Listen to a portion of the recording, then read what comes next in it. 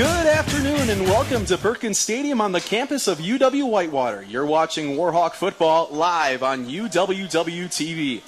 Today we bring you the 2022 Warhawk home opener of the football season, featuring UW-Whitewater hosting the Mary Hardin-Baylor Crusaders in a much-anticipated matchup in the non-conference season.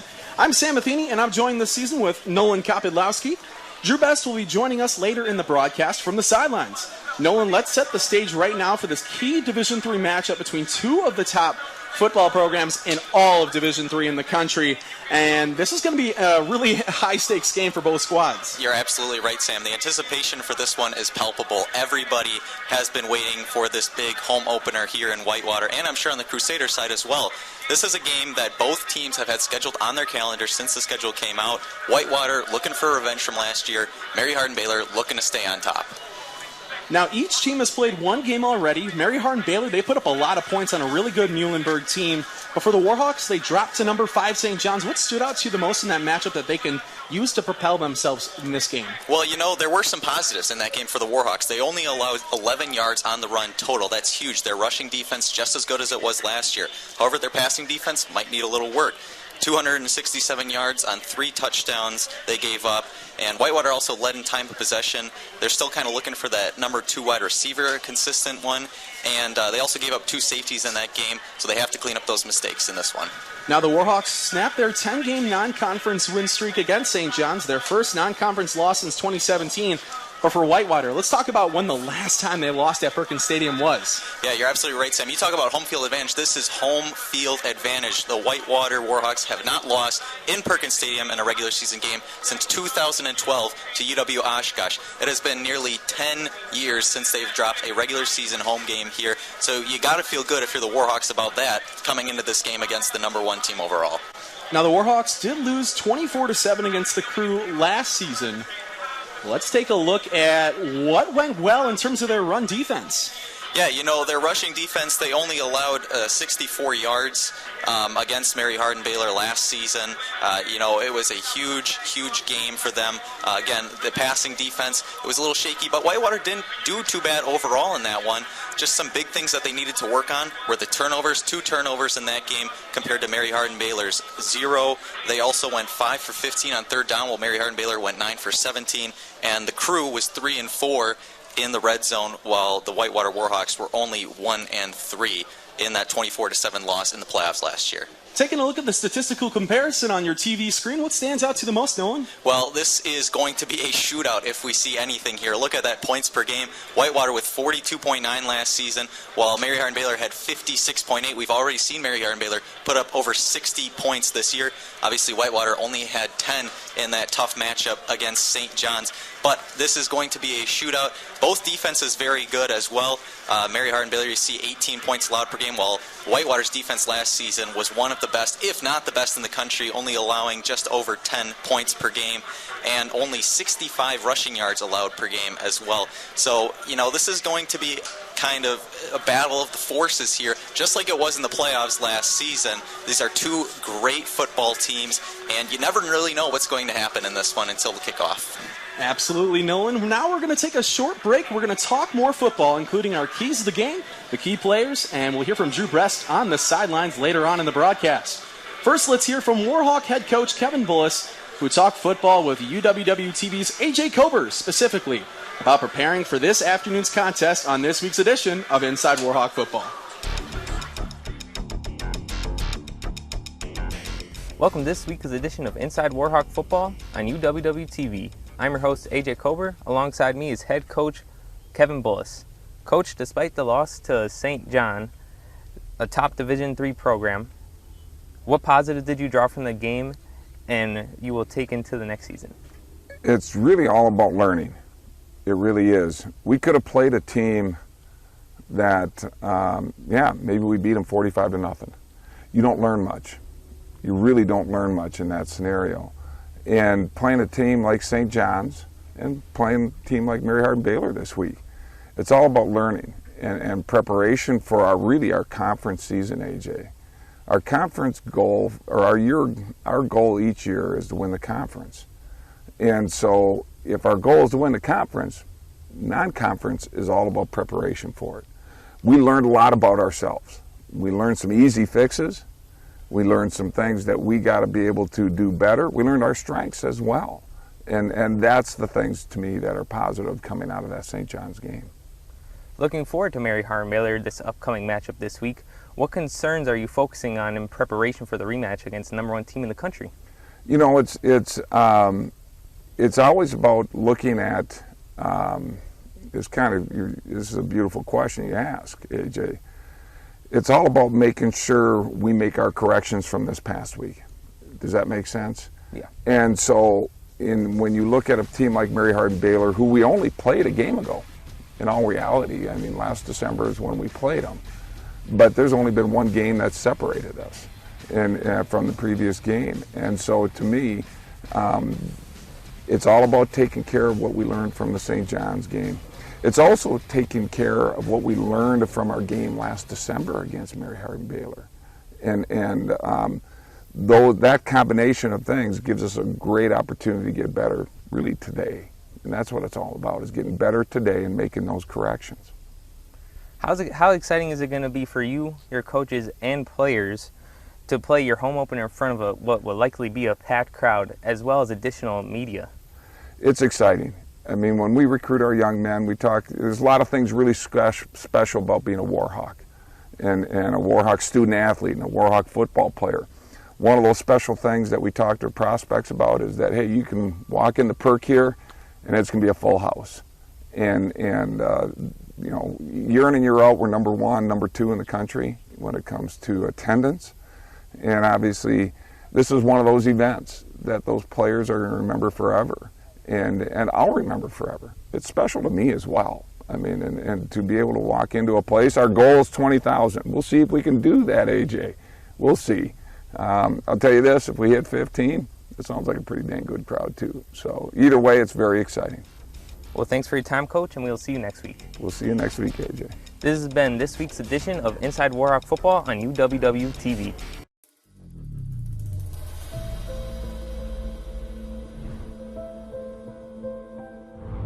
What's the first one? What's the second one? What's the third one? On to 3. 1, 2, 3, 4.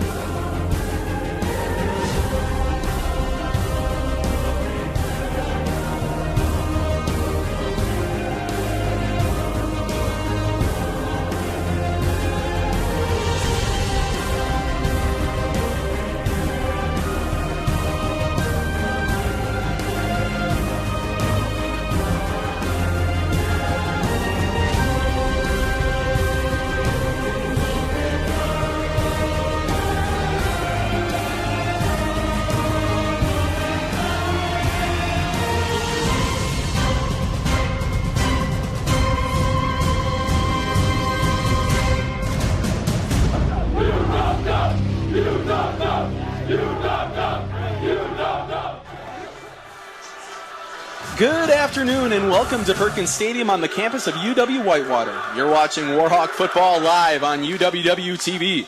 Today we bring you the 2022 Warhawk home opener of the football season, featuring UW-Whitewater hosting the Mary Hardin-Baylor Crusaders and a matchup between number 1 and number 6. Nolan Kapilowski joining me on the booth this season. We'll hear from Drew Best a little bit later, but Nolan, let's set the stage for this matchup as we see the Warhawks coming out of the tunnel, pounding the rock. What do you think they're going to use from last week's game to bring them into this game in addition to all the excitement that's here? You know, obviously, like you mentioned, the crowd is going to be a huge part of this game. But again, I think that they're going to have to rely on that run defense. And another big thing that they're also going to want to maybe rely on is pounding the rock.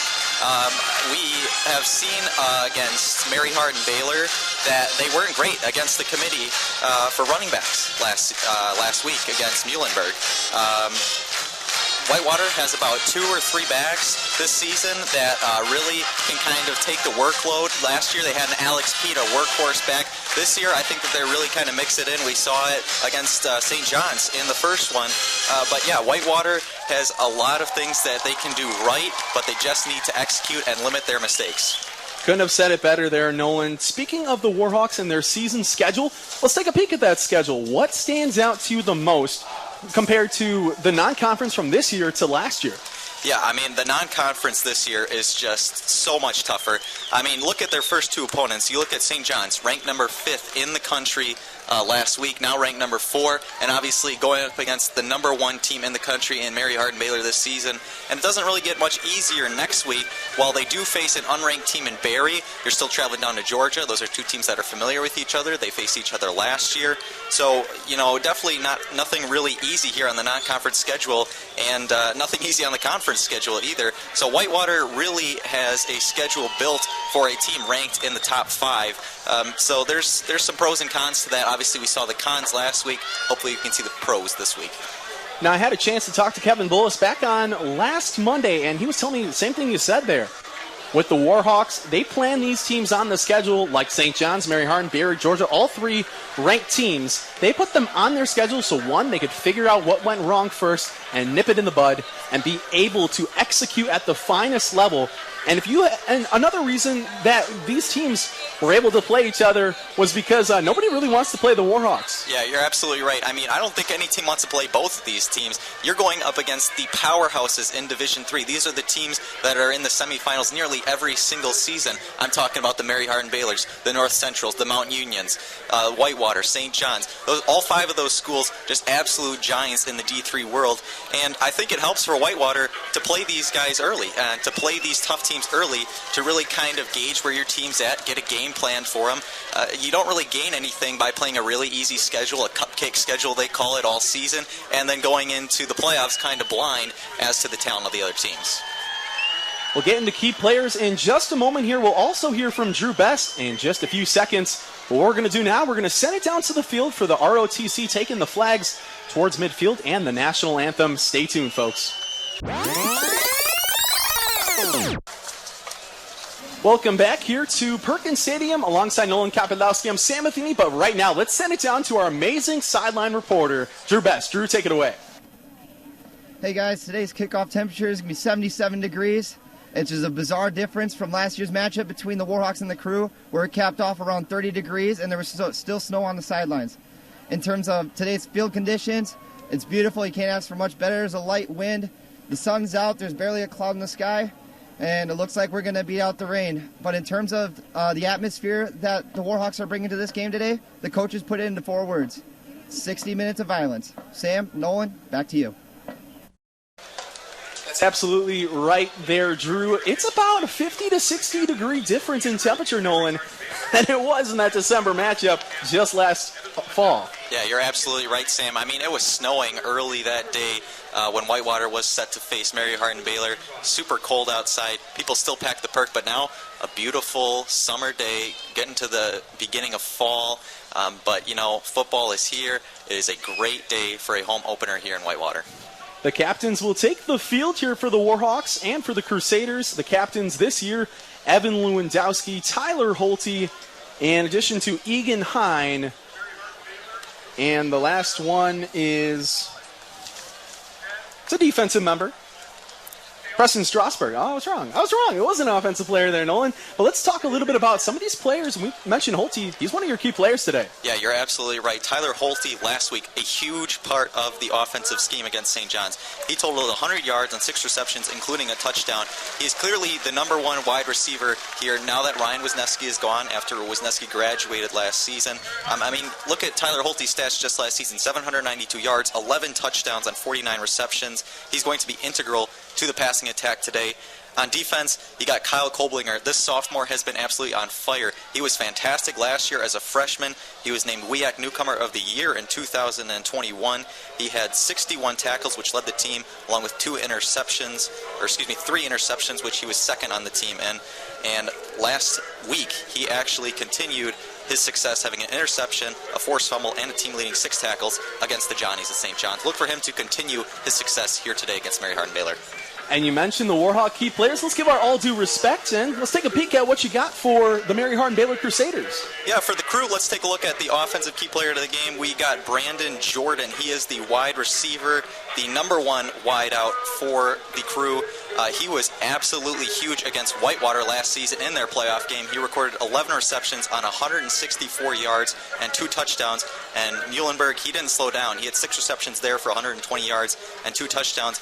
He is a 6'6", 240 target. He's going to use every inch of his height to out-jump you, to get a perfect jump ball candidate.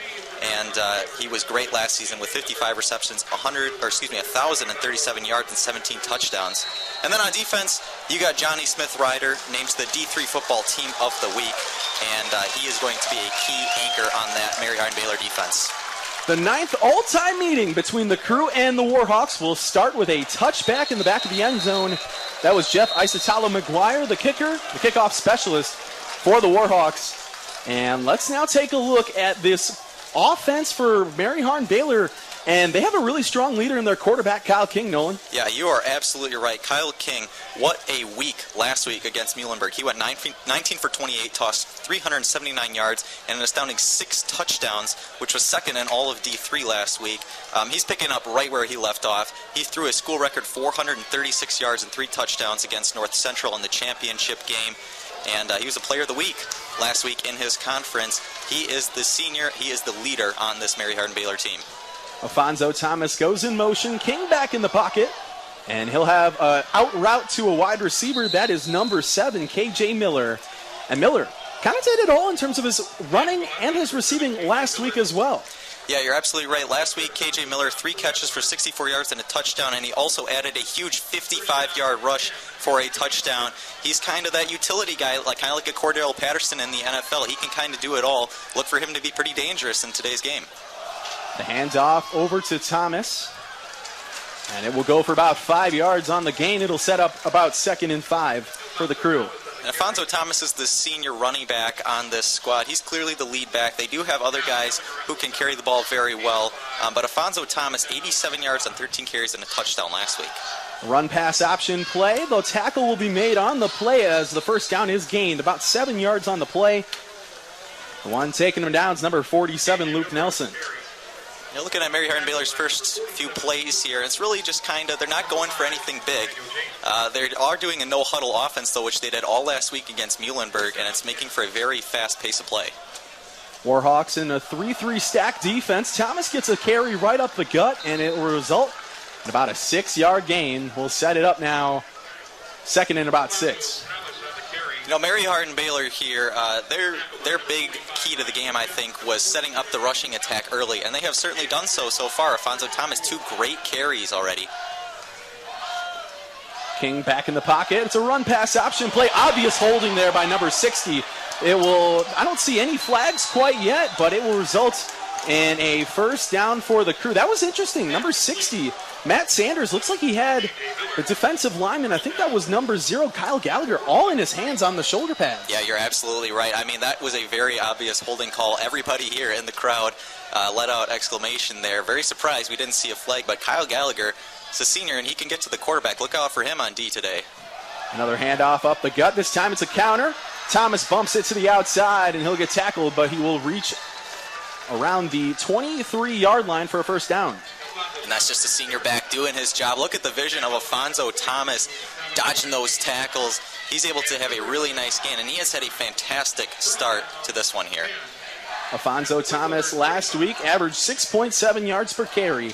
Had a touchdown and 87 rushing yards in the contest. King back in the pocket. This time a nice spin move by Thomas. Bumps it to the outside. He's going to go to the 10-yard line, maybe a little bit further. That was a fantastic job on that play by Brandon Jordan. We mentioned him early in the game. He's a senior, and he set that block real nice, able to get Alfonso Thomas some more yards on the ground. So Kyle King looking at what he's done so far, 3 for 3, and he's hitting all of his receivers so far. A lot of them have been run-pass option plays, and that's interesting to see. You see a lot of teams, especially in the Big 12 and the Division I, in addition to the Mary Hardin-Baylor Crusaders, they like to spread it out, do the run-pass option, make sure they can get the look they want in the box. Yeah, you're absolutely right. And I mean, it confuses this Whitewater team because, you know, obviously they're keying in on Alfonso Thomas with how good he's done, but you can't forget about Kyle King in the passing attack as well. The offensive line can't get a push there. It'll result in 2nd and about 9.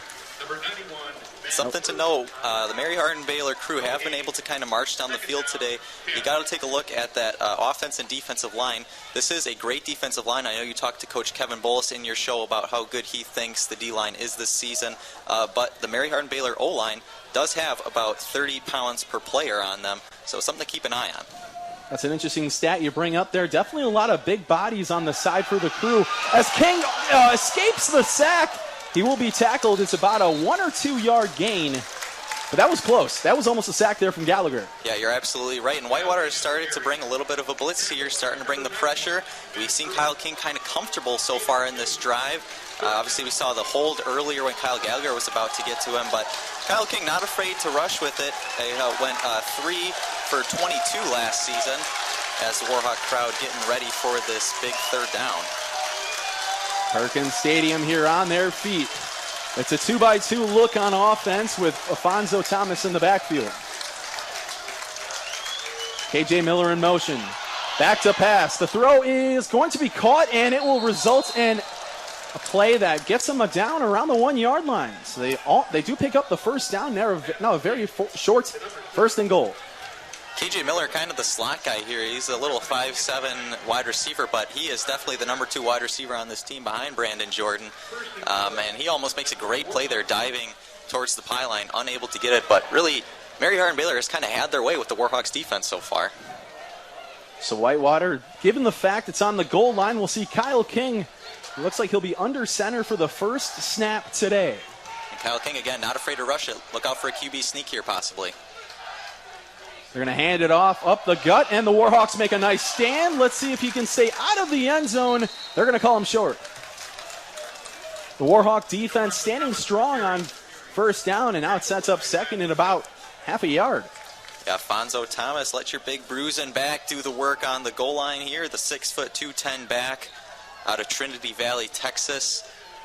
Had his way again with Whitewater so far, but a great stop there by the Whitewater D-line. 2 tight ends on the right side of the O-line. Kyle King under center. This time he will give the ball right back to Thomas, who's in the end zone for a touchdown. First score of the contest, Afonso Thomas from about a half yard out. First touchdown of the game. And a rather quick score there for Mary Hardin-Baylor. This is, again, something we kind of saw in the playoff game. Not a ton of long drives. They're going to score quick. They're going to kind of hit you with these little dink and dunks, but there's some nice gains. They're getting 5-6 yards about every play. A nice long drive there for the crew, and Anthony Avila will be on to attempt the extra point. The snap, the place, the hold, the kick, and it will be good. So with 9 minutes and 46 seconds left in the first quarter, the Crusaders take a 7-0 lead over Whitewater. We'll take a step aside. You're watching Warhawk football on UWWTV. For the 6th consecutive year, UW-Whitewater has been named among the Colleges of Distinction, a national honor that recognizes campuses for exceptional teaching and dedication to student success. The university was again awarded a total of 6 badges, including one that highlights its success in business, education, equity, and inclusion. And we are the only university in the UW system to earn the Career Development Badge. Nolan, the Warhawks are going to get their first shot on offense, as that was kind of a long drive there for the Crusaders, but they somehow did it pretty quickly in about 6 minutes of time. Yeah, you're absolutely right. And I mean, it seemed long because they just marched down the field. It was a lot of plays, but again, it was really quick. And because of their no-huddle offense, they're not able to take much time. Again, they did it all last week against Muhlenberg, and it proved to be a problem for them. But Whitewater, yeah, all my keys to the game here are on their offense. They need to have no snapping snafus. Last week they had some issues snapping the ball, as we see the kickoff here. Fair catch signal near the goal line. It will result in a touchback. And the Warhawks will set up shop at the 25. Let's take a peek at one of the players for the Warhawks who leads this team as a captain. That's Evan Lewandowski. Yeah, you're absolutely right. Evan Lewandowski, what a journey he has had to become the starting quarterback here at UW-Whitewater. He was a UW lacrosse student. He was the starting quarterback there. He was a first-team all-conference WEAC player in 2019. Then he entered the transfer portal, almost goes to Maryland before Tua Tungavaloa's brother transfers there. And then he comes to Whitewater, backs up Max Myler last year, and now he gets his opportunity as a senior. First play is a handoff to Jalen Edmondson. The pile will continue to push, and he's going to get about 3 yards on the play. The O-line with a great push there. And I'd really like to see Jalen Edmondson get the ball more here. He is a senior. He is the other senior besides Preston Strasburg on this running back core. And he only got 2 carries all of last week for 2 yards. So I expect to see him get in there a little bit more along with McKay Harn, Tamir Thomas, and of course Preston Strasburg, the captain. Kevin Bullis told me last Monday that Jalen Edmondson was the best camp he's ever had this summer. So you got to be wondering how much of a factor will he be in these contests. There is a flag on the play. Looks like the Crew might have jumped there. I didn't see much movement from Whitewater before. Number 44 there jumped the ball. That was Trey Belliwitcher.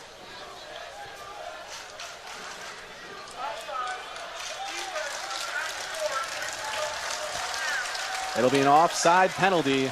It'll give the Warhawks a first down on the play, and now they will have to move the sticks. No, they're going to call it second and short.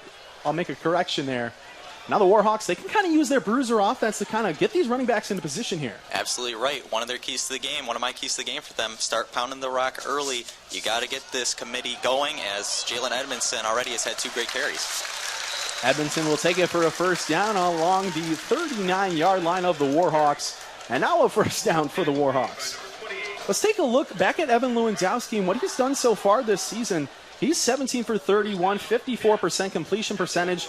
But he did have an interception and a touchdown in that last game. What do you think is the big key for him to get this offense started early?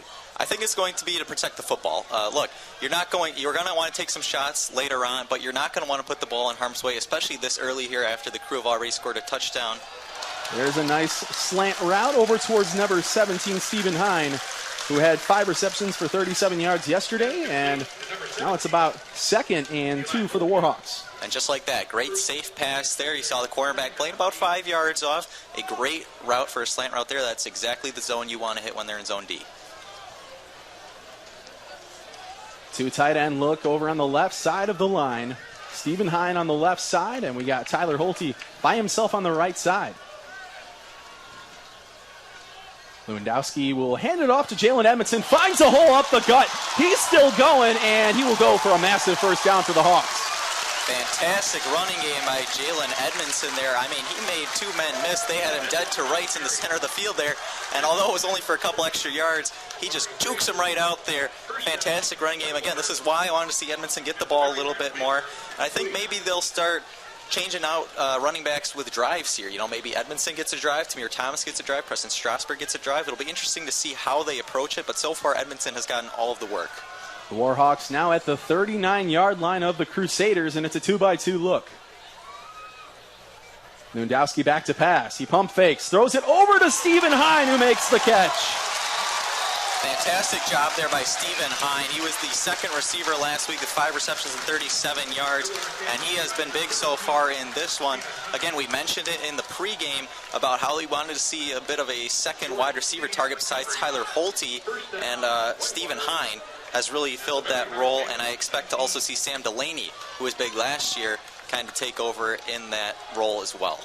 We'll talk about it more in the broadcast, but Nick Peshik, the new offensive coordinator for the Warhawks, and they're going to work on their quick game here. That's something Evan Lewandowski told me they were practicing all spring and summer long, as another push by the offensive line. Number 77, Addison DeChambeau, kind of pushes Edmondson for at least 2 more yards. Yeah, and that wasn't just DeChambeau there. That was also Evan Lewandowski. Way to get dirty as the quarterback. The senior able to push the pile, fighting for every yard. You know it's going to be crucial in today's game. Lewandowski's a very tough-minded individual, and especially when it comes on the field, we saw just right there. Nice push. I mean, he's not going to be afraid to put a block down when he needs to say the least. Absolutely right. Holte in motion to the left side. Now he's in the slot. Stephen Hine by himself on the right side. They're going to go back into cover 2 defense. It's a nice underneath route to Stephen Hine, and it will result in a first down. Actually, I think that was one of the tight ends for the Hawks. It looked like it might have been Zach Sherman there on the reception, but great job finding the zone, or finding the hole in the zone there. Again, it looks like the Crew right now playing zone defense, and Zach Sherman just settles right in the middle of the field. Great job by Lewandowski, finds him, and a great gain. Now a third down, though. A lot of Crusaders trying to get on the field in time. They got 12, it looks like, and the Warhawks are going to get in the full house formation. A hand up the gut over to Jalen Edmondson. A nice push by the O-line. And it will result in a first down, but there is a flag on the play, likely against the Crew. It might have been 12 men on the field. A lot of confusion there towards the end. The Crew just barely got people off, but I count 12 out there. it might have been 12. It looked like they were having trouble getting people off the field. And again, a lot of confusion about the assignment. When you get a big mass substitution like that, it can tend to happen. We touched on it. Nick Peshek working on the quick game with the team. Lewandowski said that's something that's different from Peter Jennings to Peshek, but here's the call. 5-yard penalty, automatic first down, but going back to what we said after the illegal substitution, the Warhawks, it's a different look on offense, that's for sure. Yeah, you're absolutely right. I mean, you're switching offensive coordinators. You're going to have a different system in place. But I really like the kind of no-huddle offense. I think it's going to compete well, again, with Mary Hardin-Baylor doing the same thing. And, I mean, there's definitely still a ton of talent on this Whitewater offense. So really changing systems shouldn't be too difficult for them. Trips on the right side. Lewandowski hands it up off the gut. And it's a touchdown for the Warhawks. Jalen Edmondson, 7 yards out. Fantastic rushing attack by Jalen Edmondson. They just kept feeding him the ball in this one. That was 6 attempts. I guess they're going to call it a little shy. I'll take that back. It was one that everyone thought here was a touchdown, but the line judge on the home side will say it's not a touchdown quite yet. It's now Lewandowski in the I formation. The Logopolsky out there, possibly fullback dive. Hand off to Edmondson. He will try and get his way into the end zone, and he does successfully. Great job there by Jalen Edmondson. He was fantastic. That was his 7th rush on the drive there. Jalen Edmondson, again, he only got 2 attempts last week, and he made up for it big time this week in the first drive. So the Warhawks get 6 on the board. 1 extra point here would tie it. On to attempt the extra point for the Hawks. Jeff Isotalo-McGuire.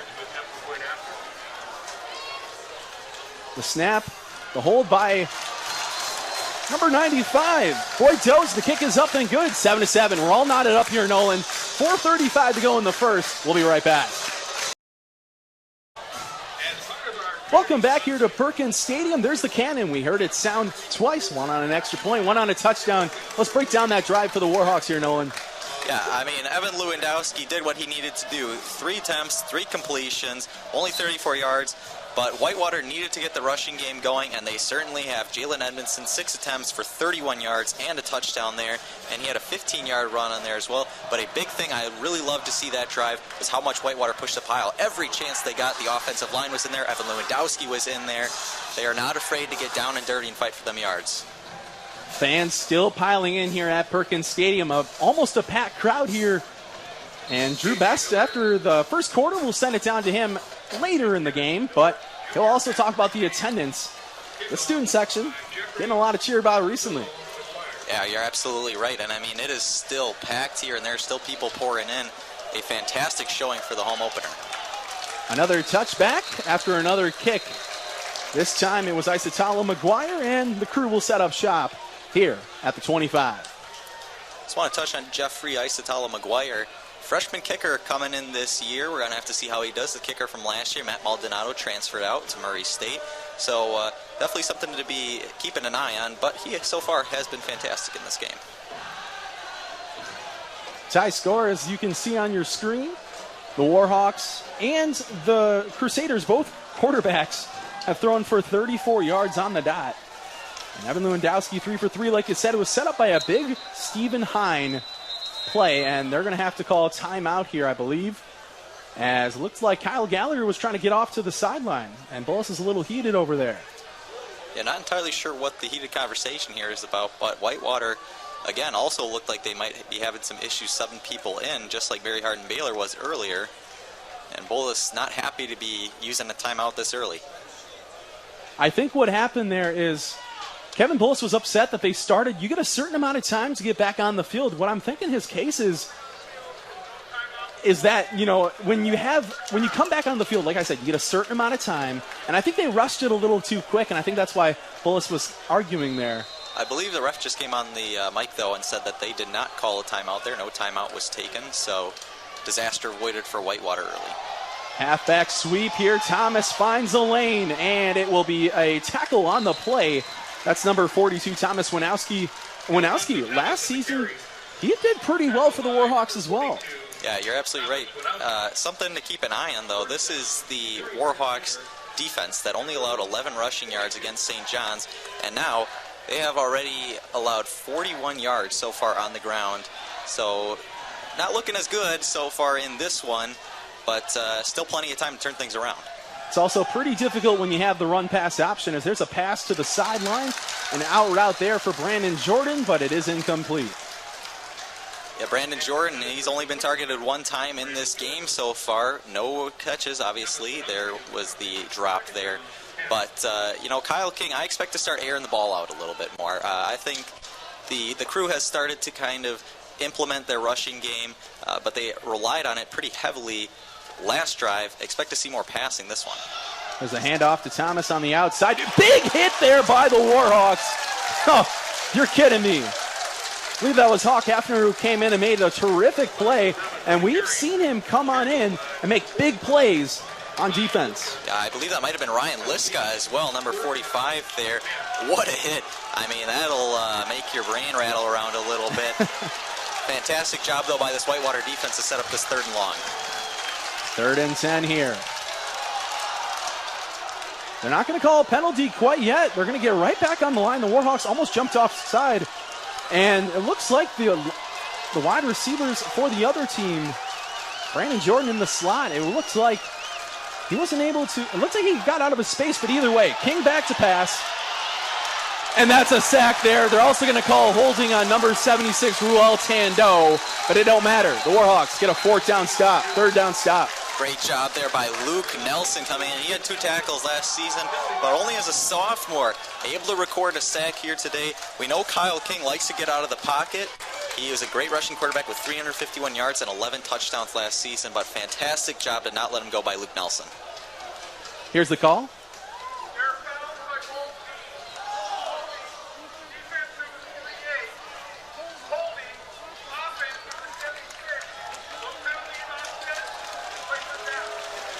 So both penalties coming against one per side, and it will redo 3rd down and 10. That was kind of an interesting scenario there for both teams. They thought there were some penalties, then they did the play and ended up 2 penalties as is. Yeah, and they'll try it again here. Kyle King kind of took his time there, not a lot getting open. Great job so far by Whitewater's secondary, not allowing much to in the way of open receivers. This Perkins Stadium crowd getting rowdy. King back in the gun, Thompson to his right. He'll drop back to pass. It's a draw play. And he will get some space. It will result, that's going to be close to a 1st down. We'll have to see where the line judge marks it. Actually, they're going to mark it short, and it's going to be 4th and 1. Sam, I believe he did get tripped up a little short. I was kind of surprised to see the marking right by the 1st down marker, but looks like they backed it up about a yard now. That was a great open field tackle there by the Warhawks. And Kyle King, one thing people don't know, he's their starting punter too, so you never know what's going to happen if he's passing the ball or if he's going to punt it, Nolan. Yeah, and he was a honorable mention, all-conference punter actually at his last school. So, it's a little bit tough. We talked about the run-pass option confusing Whitewater. This is another thing. You never really know, is he going to punt? Are they going for it? Looks like they will punt this time, though. A spiraling kick all the way back to Tyler Holte. He'll catch it. He'll run with it, though. And he'll be stopped around the Warhawk 4-yard line. And the Warhawks will set up shop here and deep in their own territory. Much better job there by the Warhawks defense. After the first drive, looks like they were kind of getting pushed around, but maybe they just needed a drive to kind of get their composure, get themselves into the game here. They did much better that drive, and I'd like to see it continue all game long. But we'll see if the offense for Whitewater can replicate what they just did with Jalen Edmondson and scoring the touchdown last drive. So looking back at the rushing numbers, 53 here for the Mary Hardin-Baylor Crusaders. Like you were saying, they had 43 coming into after the first drive, but then they came back and their run defense for the Warhawks was getting a good push. Yeah, I mean, it was only about 10 yards gain there for Mary Hardin-Baylor on the ground all that drive. So we saw Kevin King get a little bit, Kyle King get a few yards. but ultimately, fantastic job by the Warhawks D.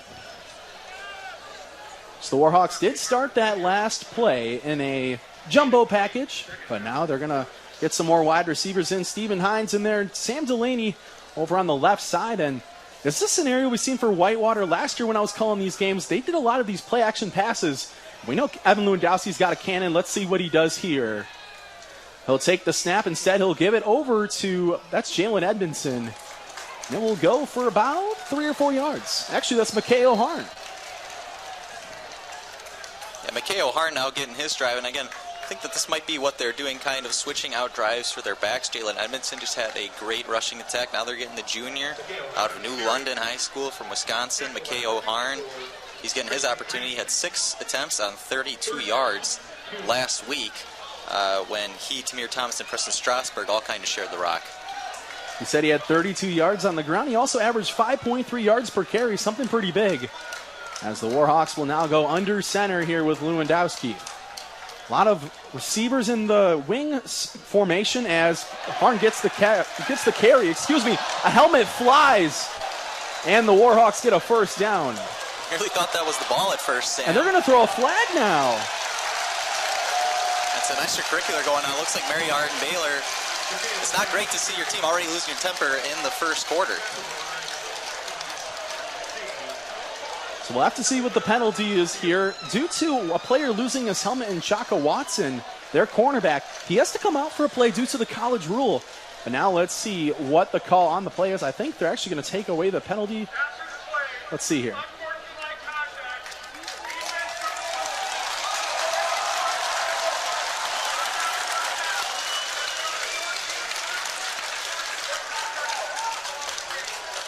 So that'll be an unsportsmanlike conduct against, I believe that was number 2, Chaka Watson. That's his first one. One more, and he's out. Yeah, and you just can't have penalties like that. I mean, those are what we call stupid penalties back when I played football. You just can't be giving the team the Warhawks 15 free yards here, as now they're doing much better. They were backed up in their own end zone to start this drive, and now nearly at the 40. Lewandowski was in the gun. He decides to go under center here. He's got a B-back. And Zach Sherman and the Mary Hardin-Baylor Crusaders will call a timeout. Actually, it's the end of the quarter. 7-7, the Warhawks, the Crusaders. We'll be right back. This is Warhawk Football on UWWTV. Thanks, guys. So on this week's edition of Inside Warhawk Football, Coach Bullis spoke at length about the magnitude of this game and about how many people he wanted to come see it. He set the bar at 20,000 fans. Now, this is a feat that has only been completed by 2 other games in NCAA D3 history. However, the Warhawks are no stranger to breaking records, as they were first in D3 football in home attendance in each of the last 2 full seasons. That amount totaled to 118.5 thousand fans. And on the in the stands today, there's over 4 student sections, and it's not even counting past alumni and other Warhawk fans. They're looking to see the Warhawks avenge their loss to the crew from last season. Sam, Nolan, back to you. Definitely a lot of people at Perkins Stadium this season and in their history, Drew. There's a quick out to Stephen Hine. He picks up the first down, but a flag will fly in. Almost looked like a flying, I don't know what. That it looks like they're going to call holding, I believe. Yep, it'll be holding against the Warhawks. And another Mary Hardin-Baylor player losing their helmet. That's two plays in a row now nearly. That was number 94, Pete Smith, so he'll have to come off for a play. So it'll be a holding call on Tyler Holte.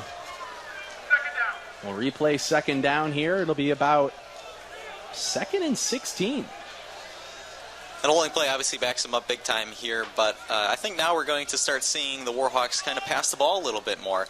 We've seen mostly rushes on this drive, so excited to see Lewandowski kind of air out the ball here and maybe take a deep shot.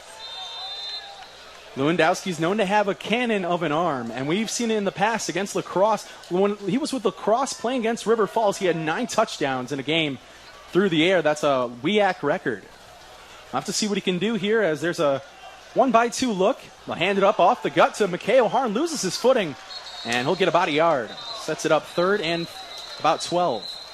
Another lost helmet here. That was number 7, Sam Delaney, who is now going to have to come off the field for this crucial 3rd down. So losing one of your big wide receivers here. It'll be interesting to see what the Warhawks put together as it is now 3rd and 12.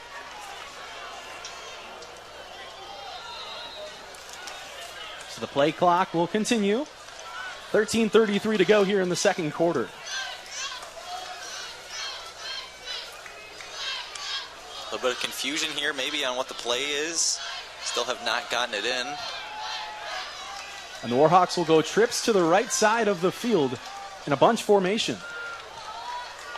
On the bottom of your screen here, Lewandowski will work from the pistol. He takes the snap. 3-step drop. Looking for a man. Throws it, finds Tyler Holte, and he will get a first down there for the Warhawks. And great job, great patience by Evan Lewandowski, waiting for Holte to get open, get to his spot. I believe he also had Nick Wynn streaking down the field, and he was kind of wide open, kind of had beaten everybody. But Lewandowski ultimately goes with the safer dump-off, still a first down, and the drive continues for Whitewater. And talk about the vision for Lewandowski on the one. You talked about it a little bit, but also over towards the right side in the flat, he also had Tamir Thomas, but good way to focus on what receivers are your number 1, number 2, number 3 in terms of your looks on offense. Yeah, and going through his reads, obviously Tyler Holte, the number 1 receiver on this offense, and somebody you want to trust on 3rd and 12. Trips spread out wide. Tamir Thomas gets the carry, and he will completely shove a defender. And he's still standing. It'll result in about 4 yards for the Warhawks. Looks like that was Trayshawn Adams who might have gone flying along with another crew defender there. But yeah, great job by Tamir Thomas. We see Tamir Thomas come in on this drive after McKay O'Harn was big at the start. So Tamir Thomas, 7 carries for 75 yards last week. He and Preston Strasburg tied for the most. And it'll be interesting to see if he can get himself going again in this game. Tamir Thomas has been a standout according to Coach Bullis. He also leads the team with 10.7 yards per carry. He'll get another one. Bounces it to the outside. And he will go close to the sticks. So it'll set up likely 3rd and short. We'll have to see here, though. And another player losing their helmet for the Crusaders. And again, great job by Tamir Thomas. Kind of the same play twice in a row there, just bounced it outside. Trayshawn Adams would not be stiff-armed that time, able to take him down just a yard short. But 3rd and 2, I would not be surprised to see Tamir Thomas get the ball again after 2 great rushes like that. Whitewater will go most of their players on the line of scrimmage, only 3 receivers out.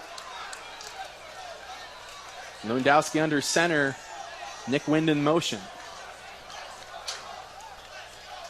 Quick handoff to Tamir Thomas. Will he get the first down? They're going to say he may be short. We'll see where they spot it, though. That's awfully close to the first down marker. That was a fantastic tackle, though, by Johnny Smith-Ryder, our defensive player of the game, or our player to watch from the pregame. But Johnny Smith-Ryder last week, I mean, you can't say enough about him. He had 5 tackles, a sack, 2.5 tackles for loss, and a forced fumble. And now Whitewater's going to go for it after Smith-Ryder saved the first down Jumbo package here. They'll give the ball right up the gut to Preston Strasburg. Their bruiser will get the first down. It'll move the sticks.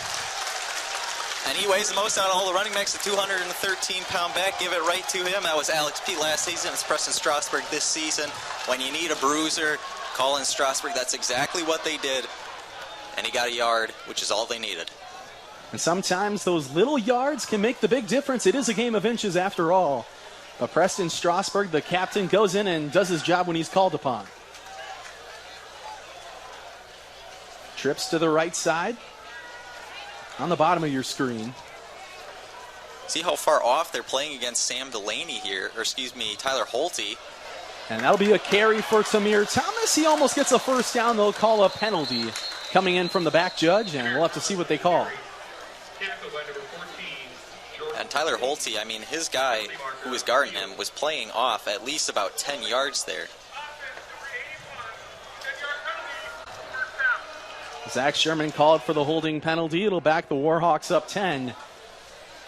And now it'll be 1st and 20. We saw in that last scenario where they were on 4th down, actually 3rd down, maybe actually 2nd and long. I'll take that back even more. But they were able to convert, get some big passes, some big runs. And the diversity of the plays is really what's been showing out for the Warhawks so far. They want to score on this drive. They cannot leave this empty-handed. Yeah, and the big thing is you just need to know that you're not going to get it all back at once here. It's 1st and 16. You still have 3 plays to make this happen. Take the little dink and dunk stuff, maybe run it once or twice. You got plenty of time to convert this first down. Mikhail Harn behind Lewandowski. Lewandowski escaping the pocket. He'll run.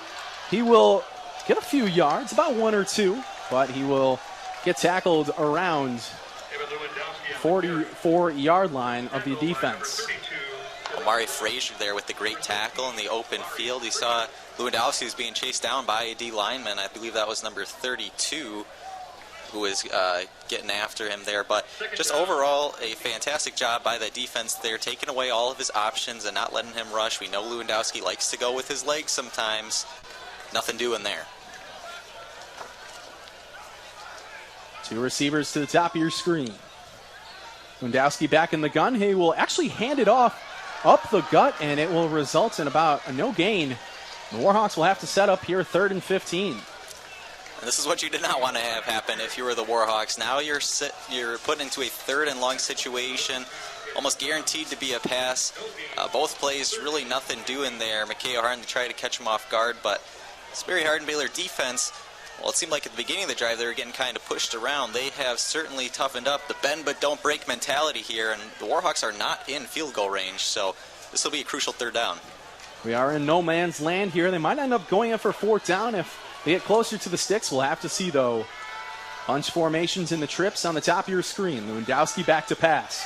He'll escape the pocket to the left. Instead of passing, he will pass. He'll throw it all the way down to a wide-open Nick Wind. What a fantastic catch there by Nick Wind. He mossed somebody. Nick Wind over the defender and just catches it right in front of his face mask. And Nick Wind, that's somebody that we've seen get open already this drive earlier. And a just fantastic performance by the sophomore from Downers Grove. Nick Wind, when they need him to get open, he does get open. He gets right behind the cornerback. They were in cover 2 coverage. And he found that spot along the sideline and hauled it in. Now 3 receivers to the top, 1 to the bottom. The lone man by himself is number 2. They'll throw it out over to Sam Delaney. There is a penalty coming in.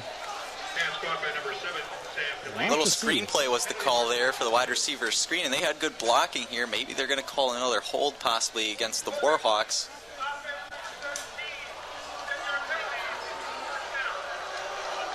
Stephen Hine called for the holding, and the Warhawks will have to, it's about 1st and 18 now. 1st and goal from 18 yards out now.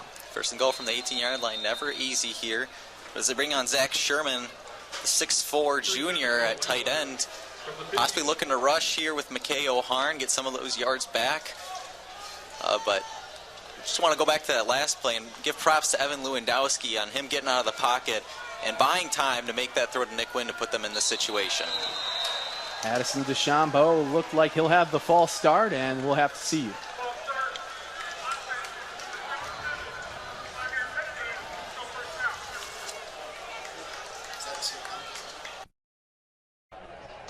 That's already 2 quick penalties from Addison DeChambeau. Yeah, and I mean, this is something we're not really used to seeing from the Warhawks. A lot of penalties early here. I believe they've already had 3 holding calls. Might have been a couple offsides as well. It's been a game full or a half full of penalties so far, as just under 7 minutes to go now. But Evan Lewandowski, it's a 1st and 20 here. You got options. And this time they'll choose Mikhail Harn. As he's still on his feet, Lewandowski's in there trying to make a push. And they'll get about 4 or 5 on the carry. We'll set him up around the 15.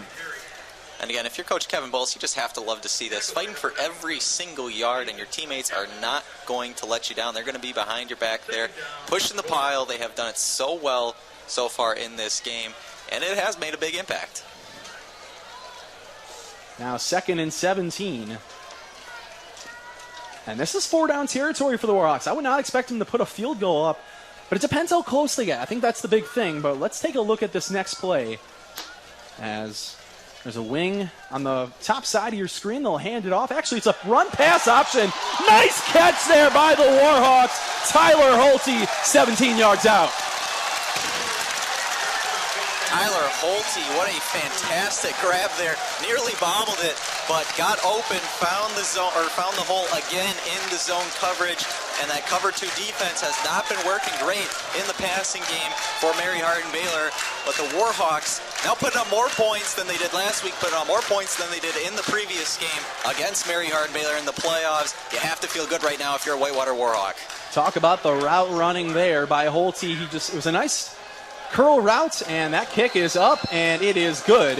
The score is 14-7. The Warhawks lead, 6:03 to go in the second. We'll take a step aside. Welcome back here to Perkins Stadium. One touchdown lead, one score lead here for the Hawks. And they will begin to kick in just a few seconds here. Let's talk about that last drive for the Warhawks. Yeah, you know Tyler Holte was going to get his, but just great job overall by the Whitewater wide receivers here. I mean, Nick Wynn, he has a catch for 37 yards. That was the 37-yard bomb. Stephen Hine, he's been getting open. He has 3 receptions for 35 yards. And Tyler Holte now 2 receptions, 32 yards, and the touchdown. And the Warhawks really, this is something we're used to seeing from them, especially at home. We talked about the home field advantage, the crowd kind of fueling them, but both facets of their offense working really well. And we'll see if they can repeat what they did on defense in the last drive. Definitely a balanced attack here for the Warhawks. Edmondson and Holte rushing and a passing touchdown respectively, as the kick has a little bit of side spin, and it will be touched by the returner all the way back in the end zone, and a stop there from the Warhawks. We'll have to see, though, as that's number 29. He makes some men miss. It's a penalty on the play, but he will get back farther than where he was. And there's some extracurricular activity at the top of your screen.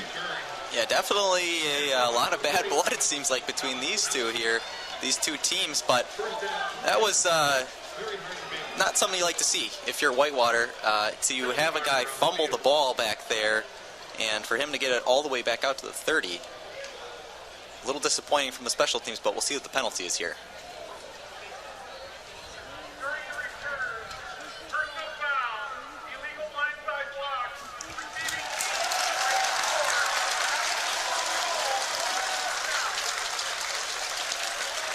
An illegal blindside block there by the Crusaders, and that'll set them up way deep in their own territory.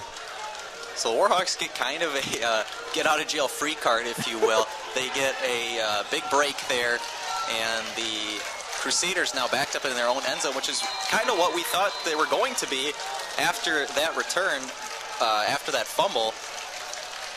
We'll see what they can do from their own end zone. 9 people in the box here for the Crusaders.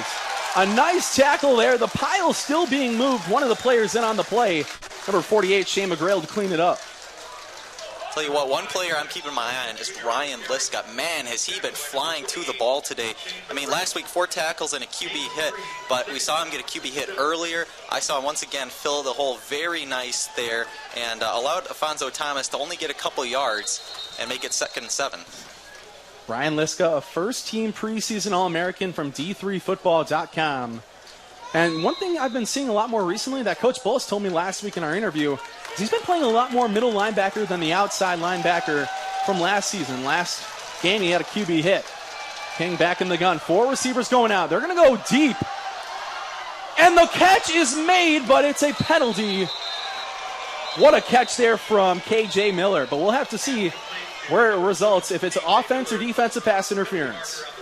Yeah, and I mean, that was still great coverage by Thomas Winowski. He was all over him there, but all you need when you got a guy like Kyle King at quarterback is just about a yard of separation, and that's really all he had.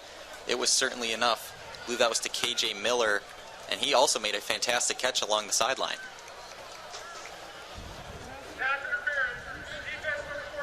It'll be a pass interference there by the Warhawks. That's number 44 for the Hawks. 42, Thomas Winowski. One thing we haven't seen so far here known as Brandon Jordan. He hasn't got any catches so far. I think they're going to look to him to maybe ignite this offense. Yeah, and you kind of have to think that was a big part of the game plan for the Whitewater defense. As Afonso Thomas has about a 5-yard gain there, but yeah, Brandon Jordan, I mean, he has had 1 target today and no catches. So really somebody who we're used to seeing big games from, he hasn't been involved much at all. Egan Hine was the one who allowed 146 yards against him as a D-back last time they played in the national semifinal. This time, Thomas Winowski shutting him down. Play action play. Kyle King, a comeback route, makes the catch as KJ Miller. First down and more. And that was just great route running there by KJ Miller, able to stop on a dime. And Egan Hine, who is guarding him just a couple yards behind, able to make the catch. And that is the precise passing work you see from Kyle King and his receivers. But, we talked about Brandon Jordan not getting the ball much. You think the Crusaders might go to him now, considering he is the 6'6 target on a 5'10 Thomas Winowski. 4-3 defense, 4 down linemen, 3 linebackers, and they're in cover 3. They're going to be a handoff right up the gut, inside zone. And it will get about 2 yards on the play. Setting up around 2nd and 7, 2nd and 8. One thing I will say that Kevin Bulls has to be pleased with is the rushing defense, how it has gotten much better after the first drive. They put up about 40 yards on the Warhawks in the first drive. Since then, only about 23 on the last 2. So definitely a much better job after the first drive here for the Warhawks rushing defense, which we expected to be good today. A dime look here on defense for the Warhawks. 6 defensive backs. Hand up to Kenneth Cormier Jr. And man, is that a big running back. Yeah, Kenneth Cormier Jr. 15 carries, 60 yards, and a touchdown last week. He is the 225, 5'10 back, and he's a junior. He mixes in well with Afonso Thomas. Both of those guys are just a great running back duo. Got the elusiveness, you got the power back. Makes a good 1-2 punch, that's for sure. 2x2 look here for the Crew.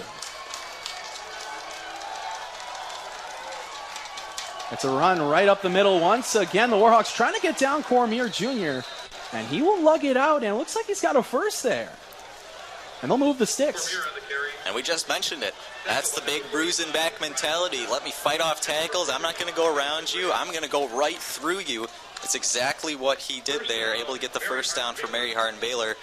And after quick, big passing plays by the Crew here, they're in red zone territory just like that. They're going to keep Cormier Jr. out there. They've seen he's worked a little bit better than Afonso Thomas, at least in the last 2 drives. King gets the snap. He'll hand it off to Cormier Jr., and that's a nice swarm tackle by the Warhawk D. Great job there by Shane McGrail and Ryan Liska getting in there. Just a fantastic group tackle by the Warhawks there. And it'll bring up about a second down here for Mary Hardin-Baylor. So Mary Hardin-Baylor, I feel like they're going to have to break out the passing attack again, which we haven't really seen when they've gotten into the red zone. So it'll be interesting to see where they go. Brandon Jordan, again, that 6'6 target, we keep mentioning him, as the Warhawks now switch on Egan Hine onto him. This could be the matchup the Crusaders are looking for. Maybe man-to-man coverage, but instead, Egan Hine's going to follow him. And here's the snap. The throw to the end zone. Tipped and incomplete. 3rd and 11, it'll set it up. That was number 82, Will McClintock, and bobbling it around, not able to make the Tyler Holtiak catch like he did down at this other end zone, and just out of his reach there. But great coverage. I believe that was Kyle Koblinger on him, and the Warhawks get another opportunity as it's now 3rd and long. That time, McClintock couldn't grab down the one-handed catch, just like he had a touchdown last week. It was his only catch of the contest. It was a one-handed snag, Odell Beckham Jr. like. Now 3 to the top of your screen. Brandon Jordan, the lone receiver against Thomas Winowski. King back to pass. It's a sack.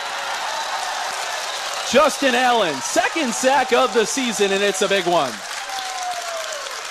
Another penalty, though, here on the field. So we're going to have to see what this is on. And it looks like it might be a hold against Mary Hardin-Baylor. Fantastic job, though, by Justin Allen. They're going to decline the penalty. That's interesting there. If they were to accept it, it gives, another 2 free plays to the Crusaders. But this time, they're going to play it safe and force them to try for a field goal. Yeah, absolutely. After a sack, you're already pushing them back to about the 25-yard line here. It's 4th and long.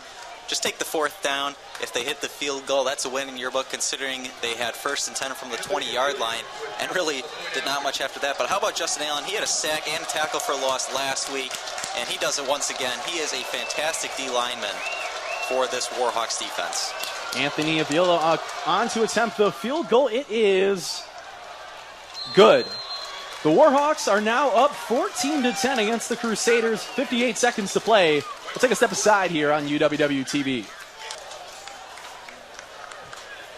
Welcome back here to Perkins Stadium. If you want to stay current on your Warhawks sporting events and original student programming, check out UWWTV.org and enjoy much of the content live, online, on demand, and commercial free. UWWTV webpage features links to the live streaming site, links to production, and updated programming news and notes. It's more than just a campus TV station. It's UWWTV. Check us out, UWWTV.org. You know, Sam, with 58 seconds left, we talked about it a little bit earlier, new offensive coordinator Nick Peshek and how he's kind of had this no-huddle offense going. Now we're really going to see it in action here. 58 seconds, you need to get down the field fast. We'll see if Whitewater pushes the issue or if they're good just running out the clock here with a 4-point halftime lead. Sheldon Garrett will take a knee in the end zone, and it'll be a touchback. The Warhawks start on their own 25. And one thing I do want to mention here, KJ Miller is the only receiver to get any yards for the Crusaders, and that's huge. Usually they diversify their offense, but he's got a lot of yards, as we can see. Yeah, I am a little surprised to see that. I would say KJ Miller being the only one to have any receptions. We have seen a couple other receivers targeted. We saw the tight end in the back of the end zone there. We saw Brandon Jordan get targeted earlier. But yeah, 6 receptions on 97 yards now for KJ Miller, averaging 16 yards per catch. And he's been doing all the work, but it's been working so far somewhat for Mary Hardin-Baylor. Maybe something to keep an eye on in the second half. It'll be a quarterback keep there from Evan Lewandowski. He'll slide towards the sideline. They will say he is going to stay in bounds, so the clock will continue to move, 46 and winding. And the Warhawks kind of taking their time here. Yeah, looks like that might have been intentional to stay in bounds for Lewandowski. I feel like Whitewater, considering where they were last year, facing the #1 team in the country, it can feel pretty good taking a 4-point lead into halftime here. As you're right, there's no rush to get their play in and get it snapped. And usually the Whitewater Warhawks like to push the tempo when it's under a minute to go, but they're just trying to make sure they don't make any crucial mistakes. It's a halfback counter there. Jalen Edmondson, spin move, still on his feet, first down. Now 11 seconds to go. Whitewater looks like the clock will continue to move. 8 seconds to go. And the Warhawks already starting to make their way off the field here. What a first half for the Warhawks. You saw their defense kind of break on the first drive, but ever since then, they were super strong, and their offense has been clicking on all levels so far. At the end of the half, the score stands. Whitewater 14, Mary Hardin-Baylor 10. What stood out to you so far in the first half of play, Nolan? You know, like we talked about, this Warhawks team, they have been clicking on all cylinders offensively. 103 passing yards, 64 rushing yards. Lewandowski is a perfect 8 for 8 right now with 98 yards and a touchdown. So that's fantastic to see. And we've also seen Jalen Edmondson and McKay O'Harn get a lot of the rushes, but they have been spreading the ball around just like we expected them to. Tamir Thomas has 4 attempts as well. And 80 yards now on the ground for Whitewater. Instead of the 64 that's on the scoreboard, it is actually 80. But still a fantastic, fantastic half for this Whitewater team. They're protecting the ball, like we said, not turning it over. Thanks, guys. I'm here with Coach Bullis. Coach Bullis, you go into half with the lead. How important was penalties in this first half? We were our own worst enemy with some penalties. Now they kind of caught up to us as well. I mean, too many holding calls. We didn't. And the one thing is, when you have a holding call and then you repeat it again, that means the players on the sidelines, the players on the field aren't learning from the guy's first mistake. So we got to get that cleaned up. All right. And then entering the locker room right now, what's the main point of emphasis for this second half? Get ready for the next snap. I mean, that's what it is. This thing's going to go down to the wire. We all know that, and it's a great game. So you got 2 great teams playing some ball. All right. Thank you, Coach. Back to you. Thanks, Drew and Coach Bullis. Let's talk a little bit about the Warhawks and what went right in that first half. Welcome back here. I'm Sam Matheny alongside Nolan Kopilowski. Nolan, what stands out to you in addition to what you said earlier? Yeah, I mean, the Warhawks have just been protecting the ball, like we said. That was a huge part, not turning the ball over. The only thing I think they need to work on is their penalties. We've seen a lot of penalties so far from the Warhawks, a lot of holding calls, but overall doing a fantastic job against the #1 team in the country. Now you just need to keep it up, keep that momentum going into the second half. They definitely need to execute, that's for sure. We'll be back with second half coverage in a bit. Our score at the half is Whitewater 14, Mary Hardin-Baylor 10. This is Warhawk Football on UWWTV. Welcome back to Perkins Stadium. Our score at the half is UW-Whitewater 14, University of Mary Hardin-Baylor 10. And we're close to starting our second half, but first, Nolan, let's talk a little bit about how the Warhawks are doing and those keys of the game you talked about earlier. Yeah, I want to hit on a couple of them here. Time of possession, they have controlled so far. They have had the ball for 17 minutes, just a little bit over, while Mary Hardin-Baylor's only had 12. But the big thing is they have really upped the ante on their third down conversions. 4 for 5 today, 1 for 1 on a fourth down conversion, and they have scored on both the red zone opportunities. We said that those were drive killers in the last game against Mary Hardin-Baylor in the playoffs, and they have certainly done very good. While Mary Hardin-Baylor kind of struggling a little bit, only 2 of 4 on their third down conversions, but they have scored on both their red zone chances as well.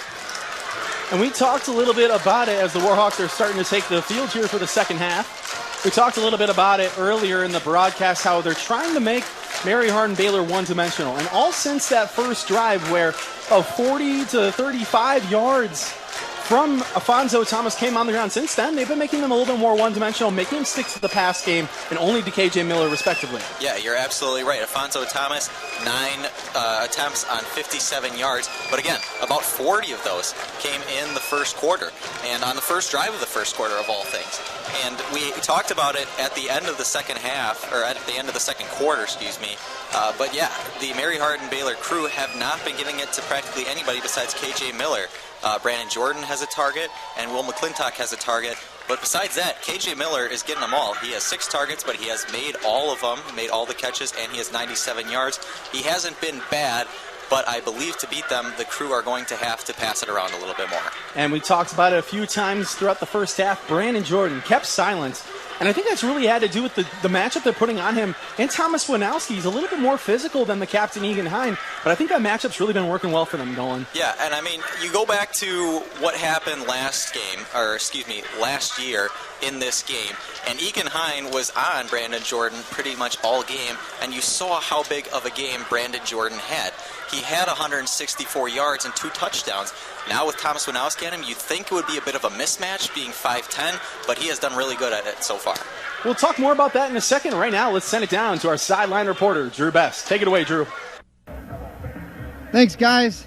Returning to Perkins Stadium here, the emphasis at halftime by Coach Bullis was basically just push the line back when you're on defense and push the line forward when you're on offense. And that's something they certainly did well in the first half. As he mentioned before, the penalties were a huge concern, but they're certainly looking to slow that down.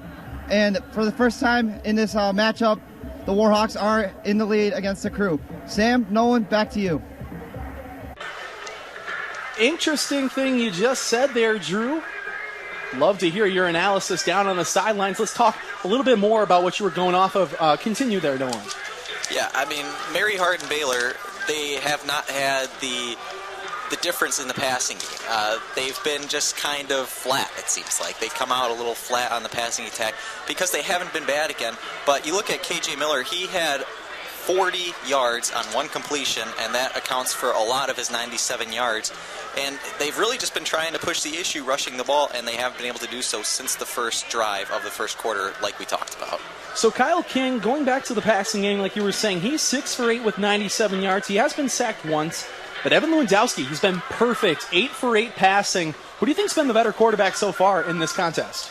Well, I'd have to go with Evan Lewandowski, mostly because I think he's just kind of had the better quality opportunities. Kyle King really, he's been passing it, but it's been kind of little dink and dunk stuff besides the 40-yard completion that he had to KJ Miller there.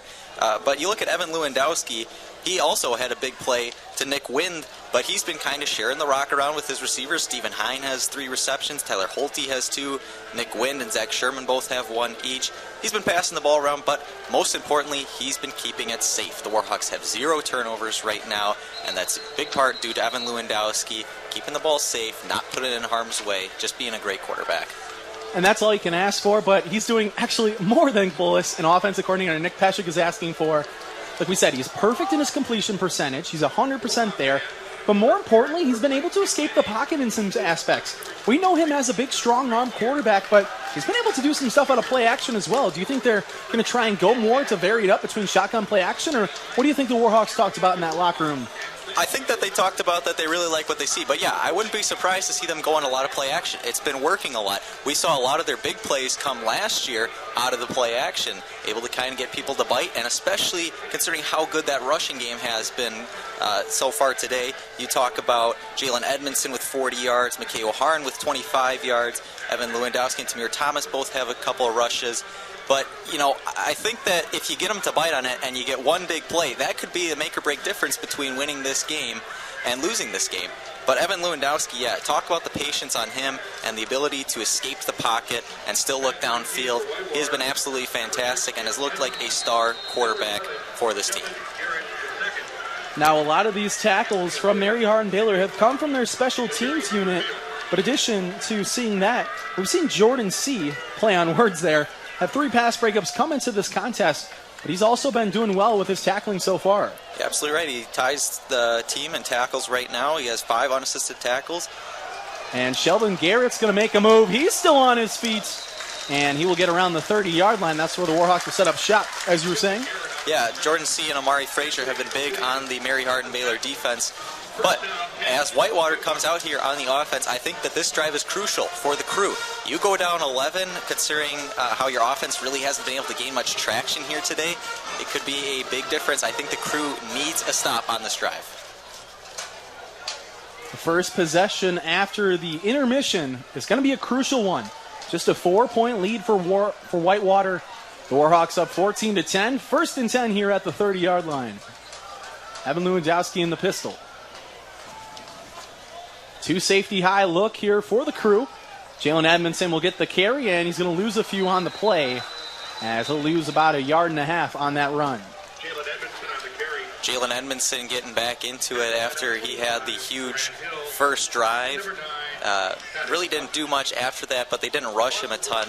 So I love seeing Jalen Edmondson get out there again. He had that long rush earlier. He had about a 15-yarder, and he also has a touchdown today. He has looked like a great back, and you talked about it earlier, him having such a good camp. I think it gives the Warhawks confidence putting him out here and rushing him this much. That was his 8th rush of the contest. It'll be a slant route to Stephen Hine. Kind of does a backflip over the receiver who tried to get it out. That was Tavion Page. And the Warhawks now a little bit more manageable, as now it looks to be about a 3rd and 5 or 3rd and 6. Only thing I'd like to see on Stephen Hine's part there is come to the ball a little bit more. It was out there just a little bit too long for comfort while he was able to make the catch. You know, a couple more seconds and that one could be picked off and go for 6. So just like to see him come to the ball a little bit more, but still a good completion, good game for the Warhawks. Lewandowski now in the shotgun. He has Edmondson to his right. They're going to call a penalty. It looks like it was a false start on the Warhawks.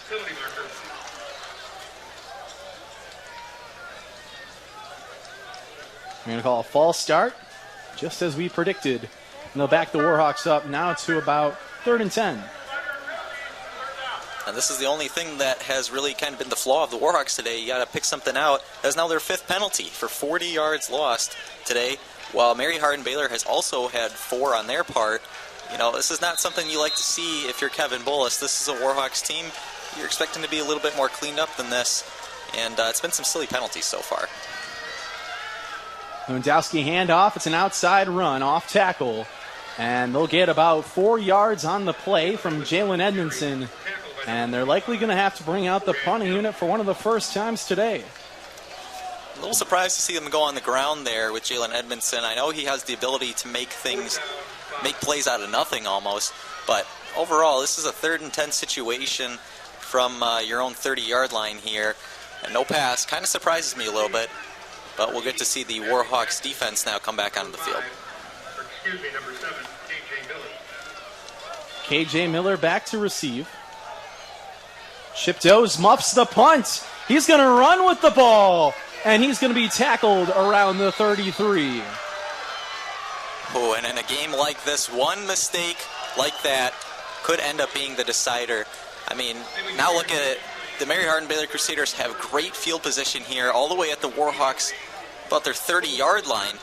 And that's just not a mistake you'd like to see if you're Coach Kevin Bullis. Not a great start to the second half, but the Warhawks defense needs to buckle down now and make a stop. Quinn Kelly, the 6'1" sophomore from Lockport Township of Illinois, was the one who had the low snap. But now we're going to have to see what the Warhawks can do. Now they're in, the Crusaders are in enemy territory, and they're going to try and hurry things up. Egan Hine has trying to rush over to the top of your screen. It's a play-action play, run-pass option, excuse me. There's a throw to the sideline. Brandon Jordan will get his first reception, and he will be inbounds.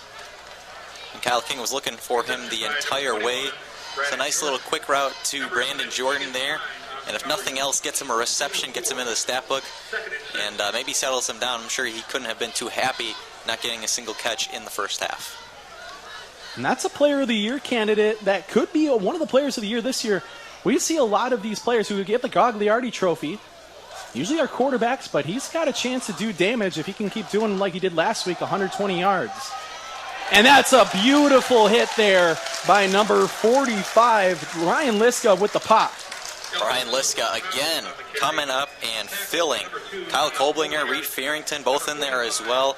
And that's also something you really like to see from the Warhawks defense, is they do a great job at group tackling. It's not really just one guy out there unless it needs to be like an open field tackle. And their defense has done a good job so far. We'll see if they can continue here on third down. They definitely fly to the football, that's for sure. Brandon Jordan, one-on-one matchup with Wanowski. They're going to take a deep shot to the end zone. It will be they're going to say he caught it. He kind of pushed off of Wanowski there, but that's going to be a big gain. Thomas Wanowski there, and that might be a little bit of Brandon Jordan's height there as well. You talk about a 6'6" guy and a 5'10" guy. We've been talking about it already. You know, a 7-inch difference there. Brandon Jordan able to make a nice adjustment on the football and put the Crusaders within 2 yards of scoring again. The ball was a little underthrown. Jordan had to come back for that catch. Did so successfully. As now there's a handoff up the gut to Fonzo Thomas. The Crusaders have the lead. Touchdown to Fonzo Thomas. That's another touchdown for him on the day. 2 so far. And you talk about Mary Hardin-Baylor there, not much hard work going into that drive. Just kind of some easy completions there, chipping away like they did in the first drive where you saw about 5 yards at a time. And except for that big Brandon Jordan catch next to the sideline. But Mary Hardin-Baylor are able to retake the lead off of that crucial Whitewater mistake. The kick is up, and it is good, and now the score is 17-14, the Crew over the Warhawks. 11:26 to play. We'll be right back here on UWWTV. As we begin a new school year, a shout-out to all the amazing teachers out there. Did you know UW-Whitewater licensed the most teachers in the state of Wisconsin? Educating teachers was the university's original mission during our founding more than 150 years ago. And for the Warhawks, let's dissect that last offensive drive that ended in a muffed punt. Yeah, and again, I was a little disappointed, I guess, to see the timidness, it seemed like, rushing on a 3rd and 10. You know, it's all part of the game plan there, but overall, it just probably wasn't the best play call. But the big issue was the snap over the head of the punter there, he missnapped, and it was low for the punter there. But Whitewater had a couple issues with snapping last week. We saw a snap go over the head of Lewandowski, which resulted in a safety.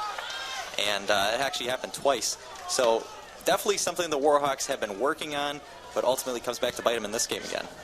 Quinn Kelly already doing more snaps to Chip Doze on the sideline as Sheldon Garrett will get the ball.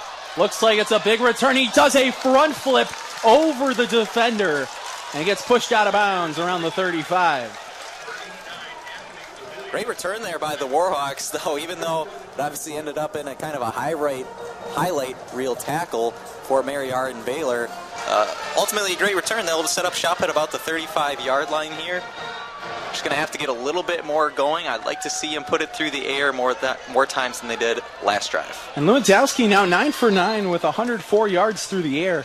Like you said, there was a lot of running on that last drive, but when you have someone who's been so consistent like Lewandowski, you got to go to him on the air. Got to trust his veteran status. He is a captain on this team for a reason. Now Tyler Holte's in the motion. Almost a jet screen there. He'll take the snap. Two-step drop. Throws it outside to Sam Delaney, who makes a catch. Nice quick passes. This has been there all game for the Warhawks. Those nice little quick under routes, those nice little quick slant routes. We really haven't seen them have too much trouble with those plays. If you're the Warhawks, you might want to think about continuing to go back to those kind of plays. Just continue to chip away yardage until they prove that they can stop them. It'll set up 2nd and 6 here for the Warhawks. Lewandowski in the pistol formation. He'll hand it off to Edmondson. He'll bounce it to the outside, finds a lane, and he gets a first down. Great job there by Jalen Edmondson on the run, but I'd like to point out Zach Sherman's block in the backfield. That was entirely what set that play up there. If not, Jalen Edmondson is probably tackled in the backfield. Zach Sherman, the 6'4", 228 junior, doing his job there. He only had 1 reception last week, but he's not really there to catch receptions. He's there to block, and he is great at his job. Couldn't have said it better there, Nolan. He's kind of a do-it-all tight end, that's for sure. Sometimes you'll see him break out, get like 30-yard catches. But now he's on the wing. 2 receivers to the bottom of the screen. It's another handoff there to Edmondson. They pop him pretty good. The pile will be pushed, and it will be a 3-yard gain for Whitewater. It'll set up 2nd and 7. Another thing for Whitewater, we haven't really seen them have too much success running it up the middle. A lot of their rushing success has been bouncing it out, getting out on the corners. The wide receivers and the tight ends have been doing a great job sealing off that edge, only having 1 or 2 Crusader defenders out there. You know, I really like to see them go back to some more outside runs here. You got to keep mixing it up, I know, but still not a ton of success on the inside rushes here. And the battle of the trenches, it seems like Mary Hardin-Baylor kind of has the upper hand right now. To piggyback that, they've done a lot of inside runs. Sometimes they bounce it outside. It's a quarterback draw. It'll result in no gain for the Warhawks. It'll set up 3rd and 7 around the 48-yard line of the Warhawks in their territory. There's nothing doing there for Lewandowski. Tackled just above Willie Warhawk's head there on the field, but Lewandowski, you know, a quarterback draw, we know he likes to bounce it out. He's already done it a couple times this game. Ultimately, nothing doing there. But again, another 3rd and long here, a little bit. 3rd and 7 for the Warhawks. I want to see him go through the air this time, which they did not do the last drive. I think when you got Stephen Hine there, as you see at the bottom of your screen, he's the last receiver working against Shaka Watson. I think they got to go to him. He's been pretty consistent so far. Here's the snap. Lewandowski throws a pass, and it's caught along the sidelines by who better? Tyler Holte. Tyler Holte doing what a senior does, doing what a team captain does, a leader on this team. Who are you going to go to on 3rd down? The guy you trust the most, Tyler Holte. He ran a fantastic route. You see there in zone coverage again. He's able to just kind of settle in between the safety and the cornerback, and he was wide open. Lewandowski knew it right away, too. Great job by the Warhawks to continue this drive. It was a stick route. We had Stephen Hine going for a fly route, and then the underneath pass was there from Lewandowski, that's for sure. Here's the snap on a two-hike cadence. Evan Lewandowski kind of misses the running back, it looks like, and he's going to be thrown to the ground as it'll result in maybe a gain of 1 or 2. Might have been some confusion there in the play call. It looked like Lewandowski was turning around looking for Edmondson, but Edmondson had already run off to his left like he was going to lead block. It's just kind of a broken play. Good job by Lewandowski to have the heads up to just take off and run with it. You get a yard out of it. But still, not something you like to see if you're Kevin Bullis. Not exactly on the same page there. 2nd and 8 here for the Hawks. 2-by-2 look. Gotta wonder if one of these receivers is going to go deep. Here's the play. And that was almost caught there by Tyler Holte. It was a little bit of a zig route. He went straight, he cut in, and then went back out. Wasn't able to rein in the catch, though. Lewandowski's first incompletion of the game, and that was just a little bit his fault. Just a little bit too outside for Tyler Holte, but hey, that's okay. That's one if you have to miss one, that's one you want to miss on, just that little quick route there. But 3rd and 8 again, and we'll see if they put it back through the air. Lewandowski does have some great options. Do they go back to Holte, or do they try and hit another one of their receivers all of them out here on the left. Nick Hall over towards the bottom of your screen.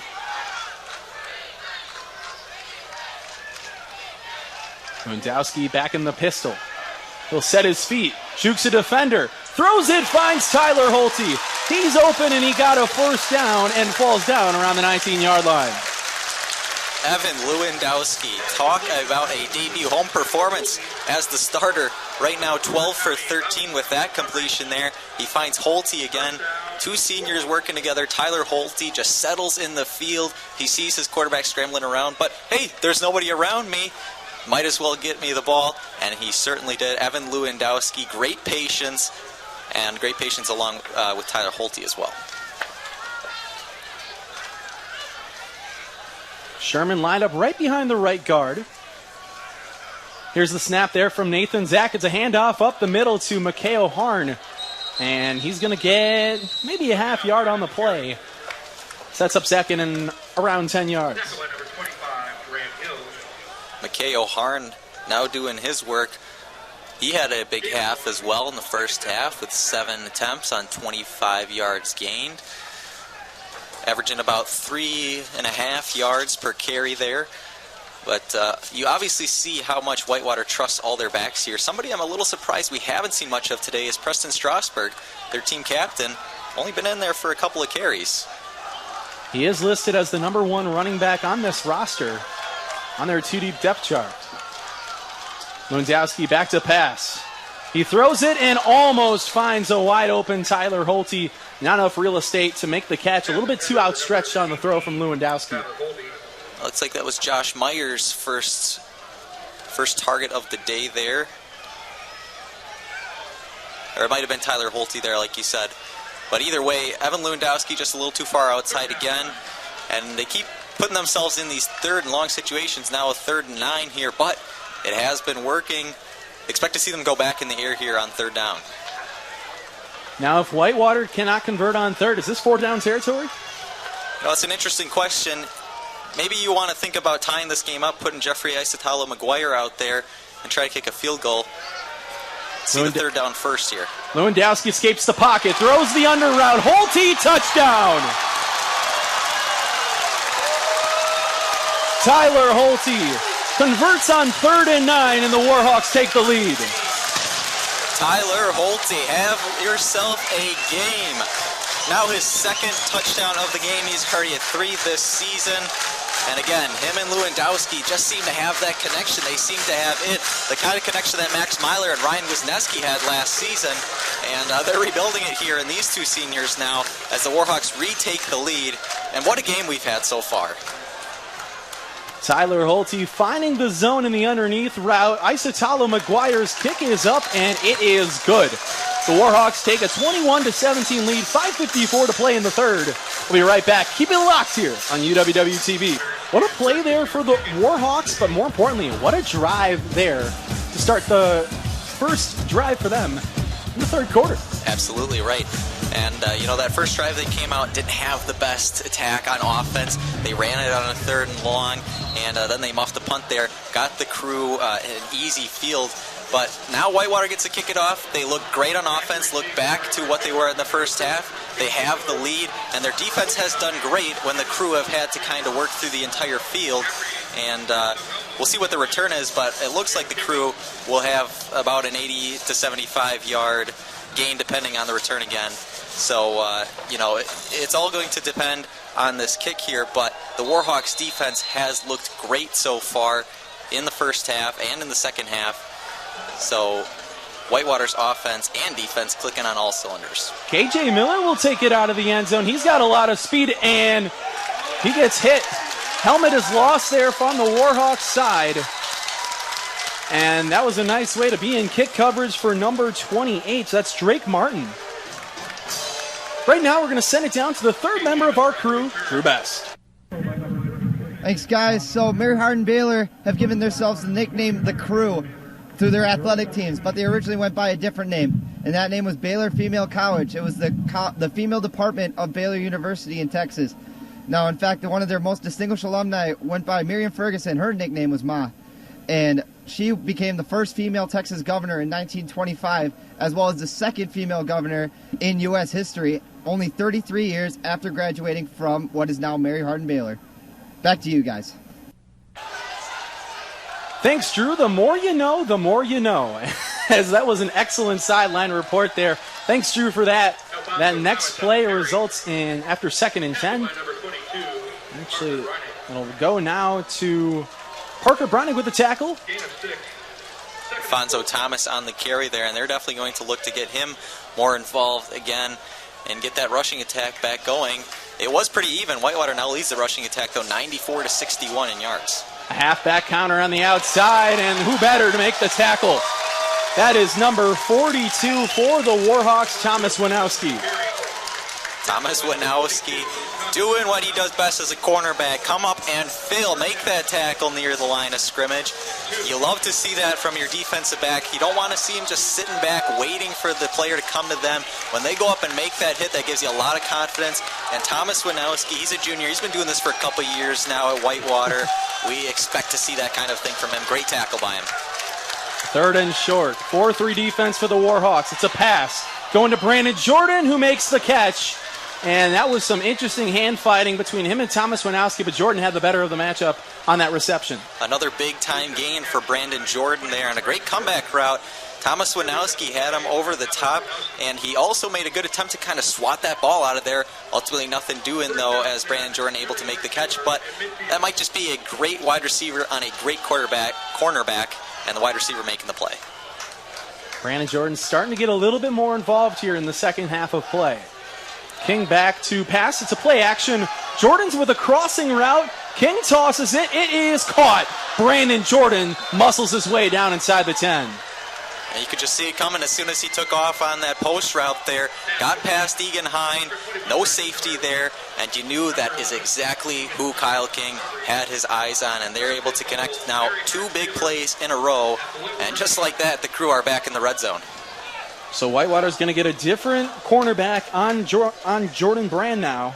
Correction, Brandon Jordan a little bit backwards there. Daniel James will be on the coverage. He's pressed up now on the defensive side of the ball. A lot of players in the tackle box here for the crew, and it will be a run right on the outside. And a nice stop there. Number 22, one of the players to get in on the tackle is Parker Breinig. Parker Breinig, Ryan Liska, and multiple other Warhawk defenders in there. And the Crusaders just have had nothing going on the ground. But now they've started to find some success in the passing game, as have the Warhawks. And late in this game, we might see this turn into kind of a shootout between the 2 quarterbacks. A matchup between the number 6 team and the number 1 team in all of Division III. This game's getting more interesting. King play action once again to Jordan. And oh my goodness, he makes the catch. They're going to call pass interference, it looks like, on the offense. We'll have to see if that's the call, but if the call stands down as a touchdown, that's a nice snag there from Jordan. What a catch by Brandon Jordan there, just completely over the head of Daniel James and able to snag it with one hand there. It might actually be taunting. It looked like Brandon Jordan was saying some stuff to James after the play. So we'll see if this touchdown ends up standing, but it could be a taunting play after the fact from Brandon Jordan.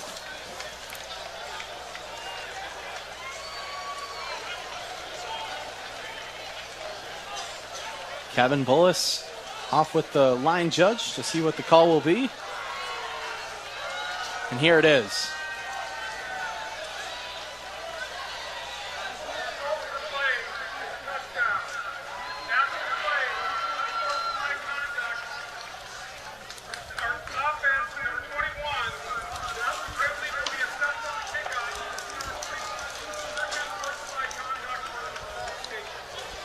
So the result in a touchdown, it's unsportsmanlike conduct, and the Crusaders now up 23-21. Something to keep an eye on. Brandon Jordan there, obviously, now having an unsportsmanlike conduct penalty, and if he gets one more, he is gone. So he'll have to be careful the rest of this game in the quarter and some change here. The kick is up, and it is good. 2:55 to play in the third quarter. Crusaders up 24-21 against the Warhawks. Welcome back here to Perkins Stadium. It's a 3-point lead for the crew. And let's take a look at what Brandon Jordan's been able to do so far in this second half, as he's absolutely been going off in that last drive where he had 5 receptions. How many yards? 107, Sam. Just like that. We talked about how he wasn't much of a factor in the first half, and the second half now, just like that, almost an all-in-one drive, 107 yards and a touchdown, averaging over 20 yards a reception right now. And that drive was pretty long there for the Crusaders. It started around, it was a pretty long drive to say the least. Mary Hardin-Baylor started out on their own. It was actually no. About their own 19. Their own 19. That's where I was looking at those stats. They're a little bit backwards. Either way, here's the kick, and it's going to have to be a long one here for the Crusaders, as it's a little bit of a short one. Short kick and Shelvin Garrett is the one who gets it. And more extracurricular activity there. A lot of beef between these two teams. It is the 9th all-time meeting between the Warhawks and the Crusaders, and they know how much this game means in the grand scheme of things once the postseason comes. Yeah, you're absolutely right. And you got to think that the Crusaders, after scoring over 60 points last week, only being held to 24 right now, and only being held to 10 in the first half, definitely a little frustrated. But I think that they're letting it show a little bit too much, picking up some stupid penalties. We saw Brandon Jordan just get one there, and it was a little bit of a shorter kick because they were obviously backed up because of that Jordan penalty. Crusaders now have 202 yards through the air, as that will be a play. It's number 8, Tamir Thomas on the carry. Good vision by Tamir Thomas, not just continue to go outside. He would have been pushed out of bounds a few yards earlier than what he got, so a nice job of fighting for a couple more, getting a gain of about 5. Looks like there is an injured Crusader on the field. We'll take an injury timeout. We'll be right back on UWWTV. And the last player that was just taken off the field was Pete Smith. How crucial is he to this team as a senior on this roster? Yeah, he's the senior left tackle here, and obviously they got Preston Johnson, the sophomore, as their backup here. But, ultimately, that could be a big loss for the Crusaders. He is one of the 2 seniors they have starting on their defensive line. Sam Delaney with a nice snag there around the 43-yard line. Gain of about 4. Resulting in 3rd and 2 now. As we get closer to the end of this contest, knowing each third down conversion or third down scenario and play, it's going to be crucial. This is the part where you talked about last time you talked about in the pregame show how much they need to convert on these third downs. Yeah, and they've done a great job at doing so so far. Only had a couple of times where they haven't been able to convert. But, this is 3rd and 2, so this is a little better territory as they obviously choose to run it. Oh my goodness. Turn on the afterburners. Number 8, Tamir Thomas to the house for 6. A big celebration in the end zone. There is a flag on the field, but let's dissect that. Tamir Thomas, what a run, and what have we talked about? Having success, bouncing it out, breaking it out. We'll see what this penalty is here, but Tamir Thomas just showing the speed there, getting past everybody, and finding a nice crease on the sideline, able to get it in for 6 for now. Looks like the play might come back, actually. We get the call from the head umpire right now.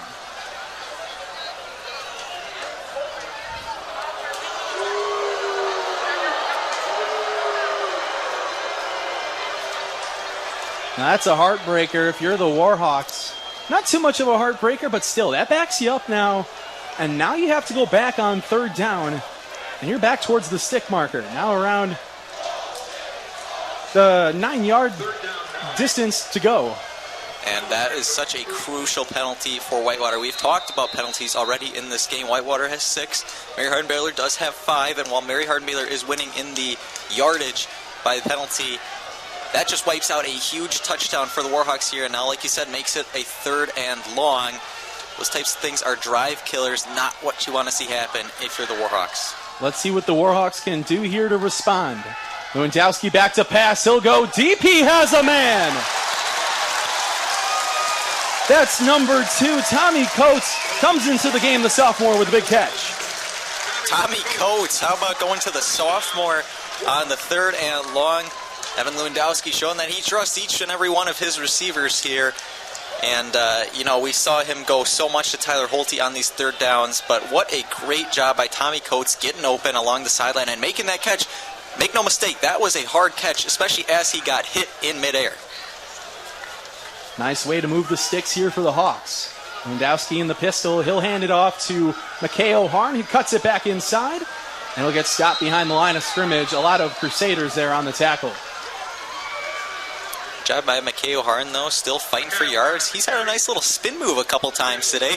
Although it didn't work out too well for him there, he was able to spin out of the first tackle. McKay Harn, another shifty back for Whitewater. The fullback, in addition to the other fullback, 2 fullbacks, Drew Dologopolsky and Zach Sherman come out after they were in to provide some run blocking. And now they'll bring back Sam Delaney, Tyler Holte, and crew as there are 10 seconds to go and winding here in the 3rd. Looks like Whitewater will bleed it out. And that is the end of the 3rd quarter. The Crusaders up 24-21. You know what's next, folks, with the Warhawk strut. We'll take a step aside. I told you it was coming up. The 4th quarter, the Warhawk strut. Classic song the Warhawks play here. And now what we're going to do is we're going to start the 4th quarter. The Hawks down by 3. They have 2nd and 10 back on the 44-yard line. They're in enemy territory. And the attendance today, it's one of the record breakers here. 14,213 Warhawks showing up to the stadium. That's more than their capacity, Nolan. There's a throw out to Tyler Holte. He makes a snag. And he's down around the 40. Going back to that attendance, Whitewater last year, they had a game against Platteville, 15,000 on Family Fest. This one getting a little bit closer to that as well. Yeah, absolutely. And while it wasn't maybe as much as they had expected, this is still a fantastic crowd showing up here today. I mean, this place is packed, and best of all, they're getting a fantastic game. Like we talked about earlier, much better weather than the last time the Crusaders came to town. And every single person who came to this game is still here. The student section is up on their feet and ready for a great 4th quarter. Lewandowski in the pistol. He's got Tommy Coates on the left side, the top side of the screen. Lewandowski will throw after being hit. It will result in an incomplete pass. Almost the first sack of the day for the Crusaders. They haven't really been able to get in the backfield.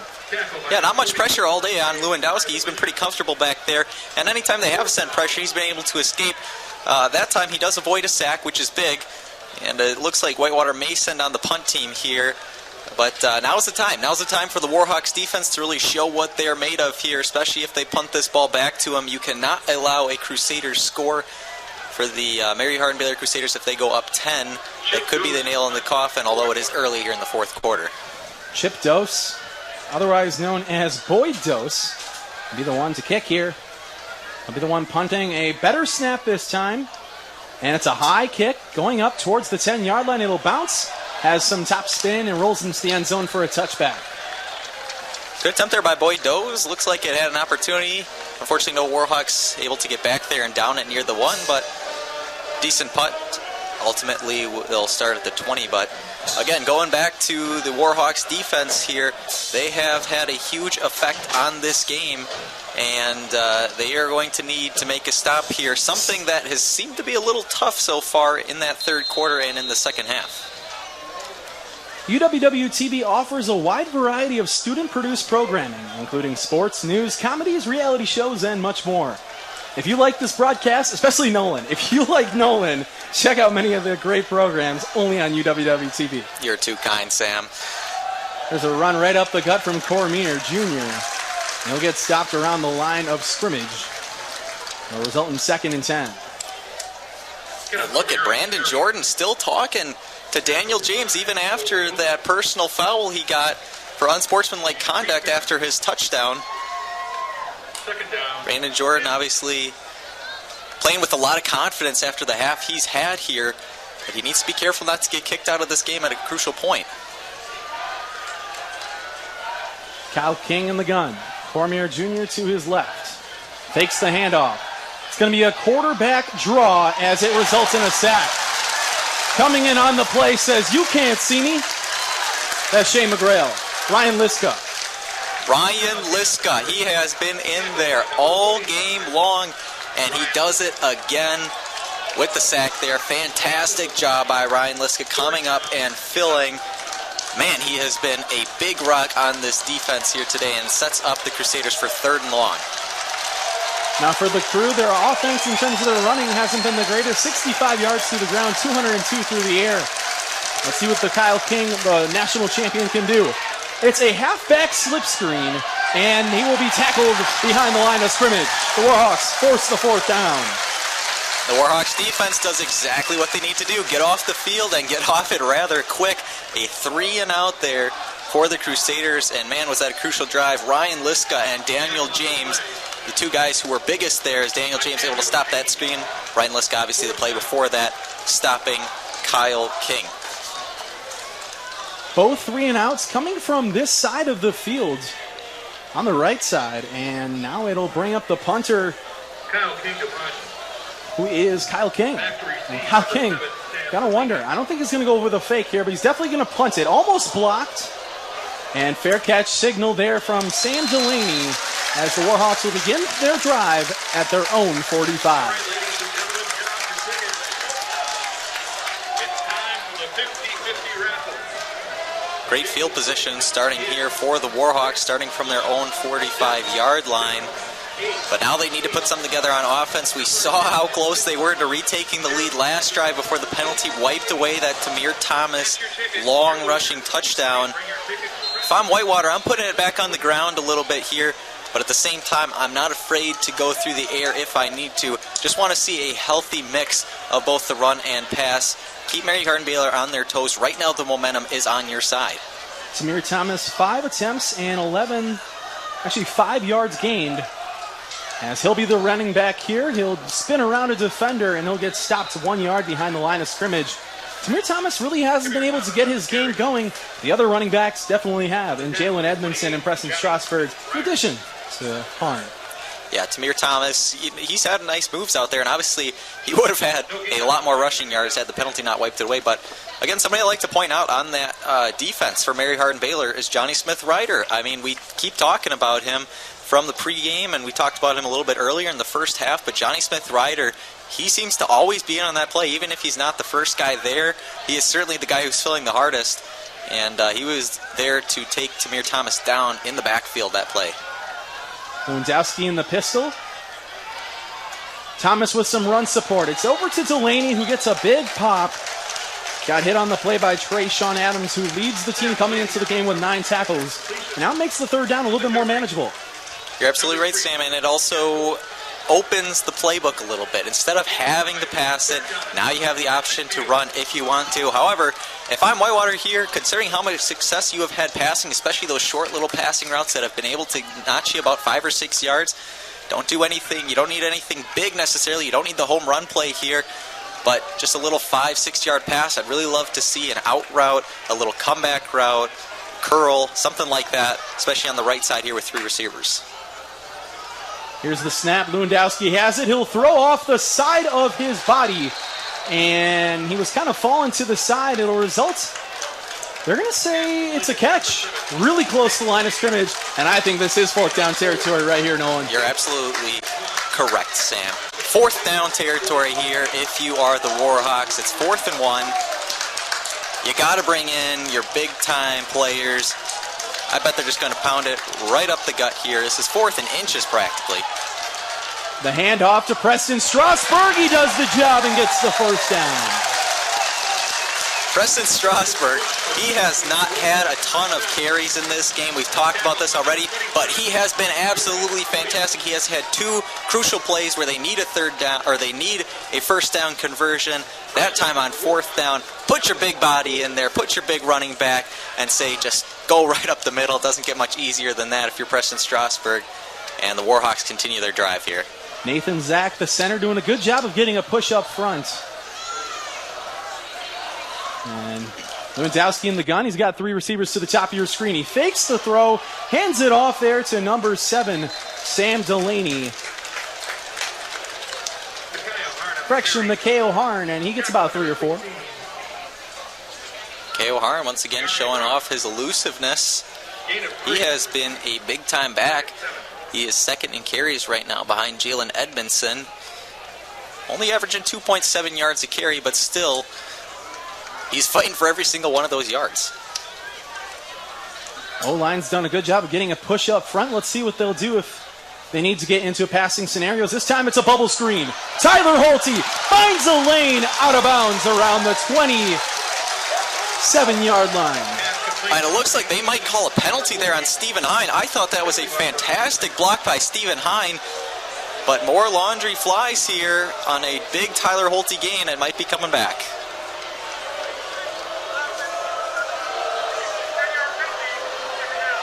We'll have to replay second down. It'll be about 2nd and 14-ish.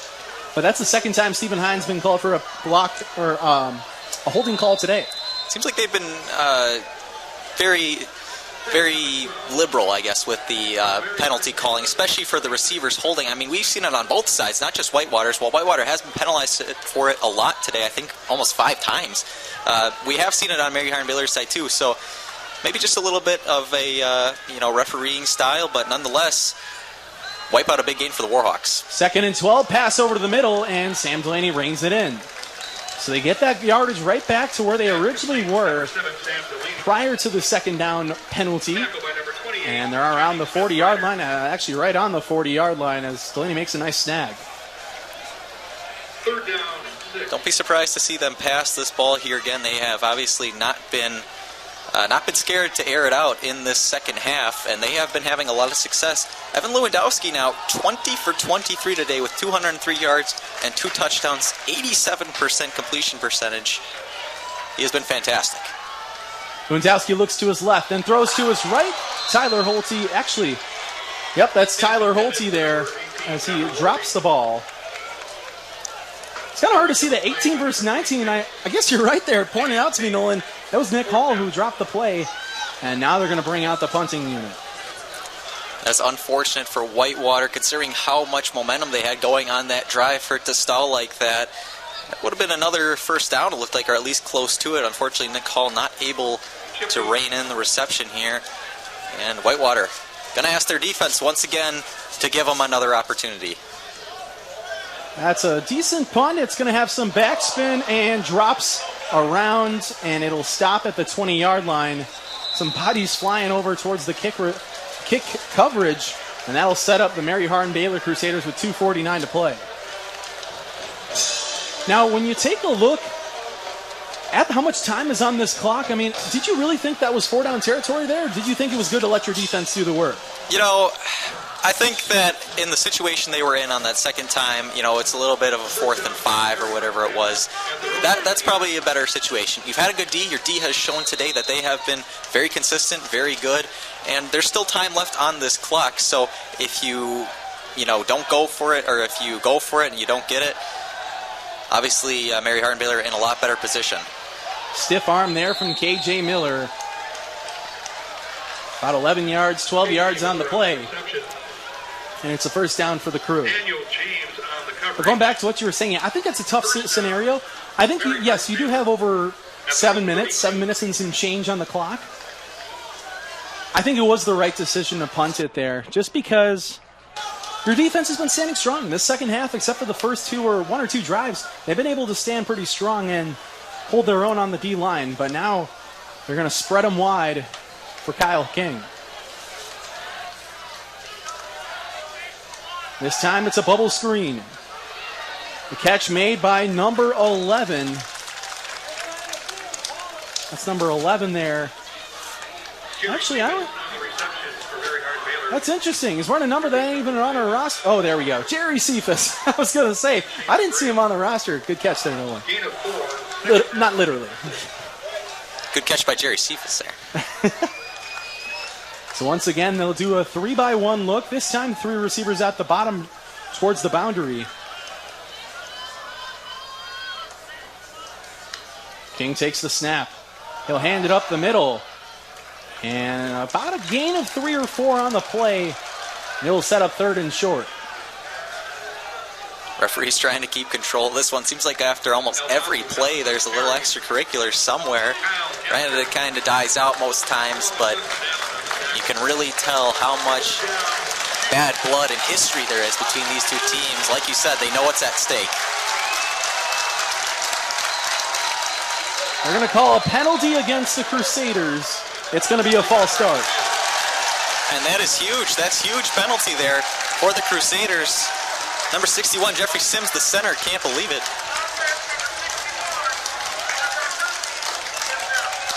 It was on him there. But man, Sam, that is huge. That backs him up now. It's going to be about a 3rd and 7 after that 5-yard penalty. And what was a possibly easy third down to pick up with your running back, especially considering how big Alfonso Thomas and Kenneth Cormier are. But now it might be more of a passing situation here for Kyle King. King back in the gun. Student section on their feet. He'll take off and run, and he's going to keep on his feet. He's still going. He's going to the 30, to the 25, to the 10, and he's out of bounds. That was an interesting change of scenario that we weren't really expecting there from Kyle King. Yeah, Kyle King, I mean, he really hasn't shown it much today, but again, we talked about it earlier, how good he is on the ground. Last year, having 351 yards and 11 touchdowns, and at any time, he can pop one out like that. But ultimately, that does have to go on the Warhawks defense as well. Plenty of opportunities to take him down there, and they just were not able to do it. And now the Crew once again in the red zone. Kyle King leading this team to a Stag Bowl championship last year. And now he's trying to take down the Warhawks. They're only up by 3. And it's 1st and 10. And there will be a timeout called. We'll take a step aside, 24-21. We'll be right back. Welcome back here on UWWTV. We got a plethora of some really good plays here by the Warhawks, but going more towards the Crusaders. They had a really long run on that last one, and Kyle King just could not be taken down, and he broke a ton of tackles. Yep. Sam, 52-yard rush there for Kyle King.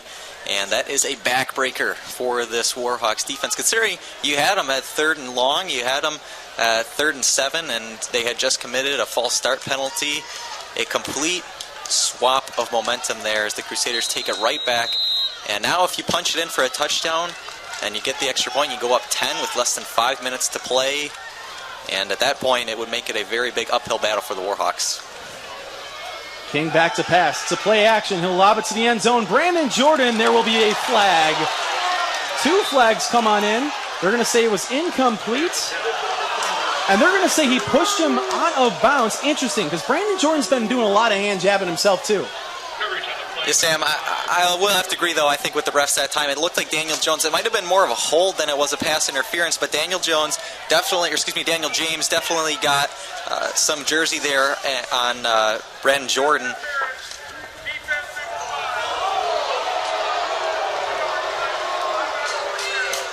At the same time, though, you are asking a sophomore in Daniel James to cover the best receiver on their team, a 6'6" guy.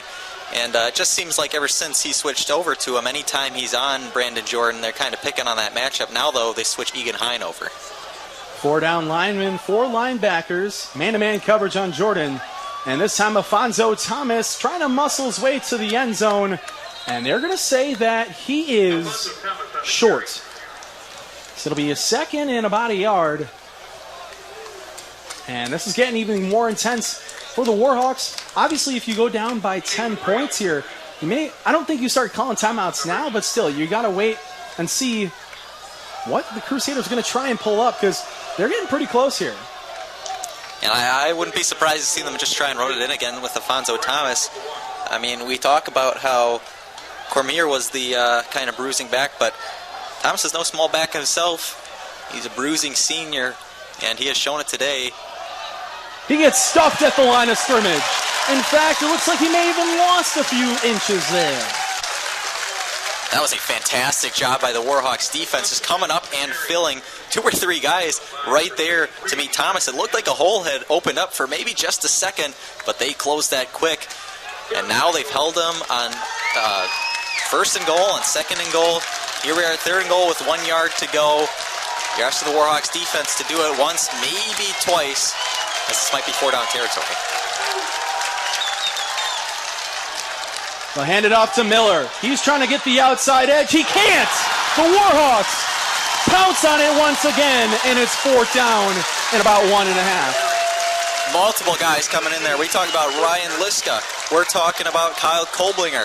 A bunch of people there to meet him as he was taking the reverse. They were not fooled by that, and they had been kind of setting that up all game. They really haven't ran the reverse much, but they have been motioning guys behind Kyle King, only to give it off to Alfonso Thomas. That time, they try the trick play. It doesn't work. Now we're here on 4th down. You kind of knew they were going to go for it, only 1 yard away. Can the Warhawks make one more stop? All 14,213 fans on their feet. It's a play-action pass. They'll throw to the back of the end zone. It's incomplete. The Warhawks are going to start with a humongous stand there. That was crazy, Sam. That was crazy. Connor Mullins had it dead to right. Nobody was by him. He was wide open in the end zone. Kyle King throws it to him, and the Warhawks able to get a hand in there, just enough of a hand. The Warhawks now have life. The crowd is behind them. Everybody's on their feet here at Perkins. What a fantastic defensive stand there. It looked like this game was close to over. The Crew's sitting at the 1 yard line, 1st and goal. And for the Warhawks to do that, to stop them 3-4 straight times, just absolutely fantastic. Kevin Bullis putting the trust in his defense, and it pays off. But now his offense will need to get something going with 2:47 left. Run defensive coordinator Ryan Cortez doing an excellent job there. Lewandowski trying to escape. He'll throw it. It's incomplete. And he hits the ground. Now it's 2nd and 10, but they're going to have to march 99 yards if they want a chance at taking this victory against the #1 team in the country. And it's obviously not going to be an easy task. This Mary Hardin-Baylor defense has been pretty good in the second half. They've held the Warhawks to just about 7 points. 7 points, only a touchdown so far for UW-Whitewater. But if anybody can do it, Evan Lewandowski can do it with the way he's been performing today. Again, 20 for 25 with 209 yards and 2 touchdowns. Here's the snap. 4-man rush. Throw deep. Oh my goodness! Tommy Coates makes the catch. Tommy Coates. Somebody we didn't really expect to make a ton of big plays coming into this game. He's a sophomore out of Chicago, Illinois, went to De La Salle High School. But man, he has made some huge plays on the sideline so far. Only 2 receptions, but they have been huge. And the Warhawks now get some breathing room out of their own end zone. 1st and 10, and still plenty of time left. Evan Lewandowski, 234 yards, only 5 incompletions. And that time he does find a receiver on the sideline. Stephen Hine. The Warhawks doing an excellent job so far in the drive, but hey, they don't want to pump the brakes yet. They're going to keep that foot on the gas. They're going to play fast, physical, and discipline, like Coach Kevin Bullis says every week. Absolutely, well, and I think they need to. They only have a little under 2 minutes left here as we're finding some quick completions. Under 2 to go here in the 4th quarter, and Sam Delaney makes a nice catch for the first.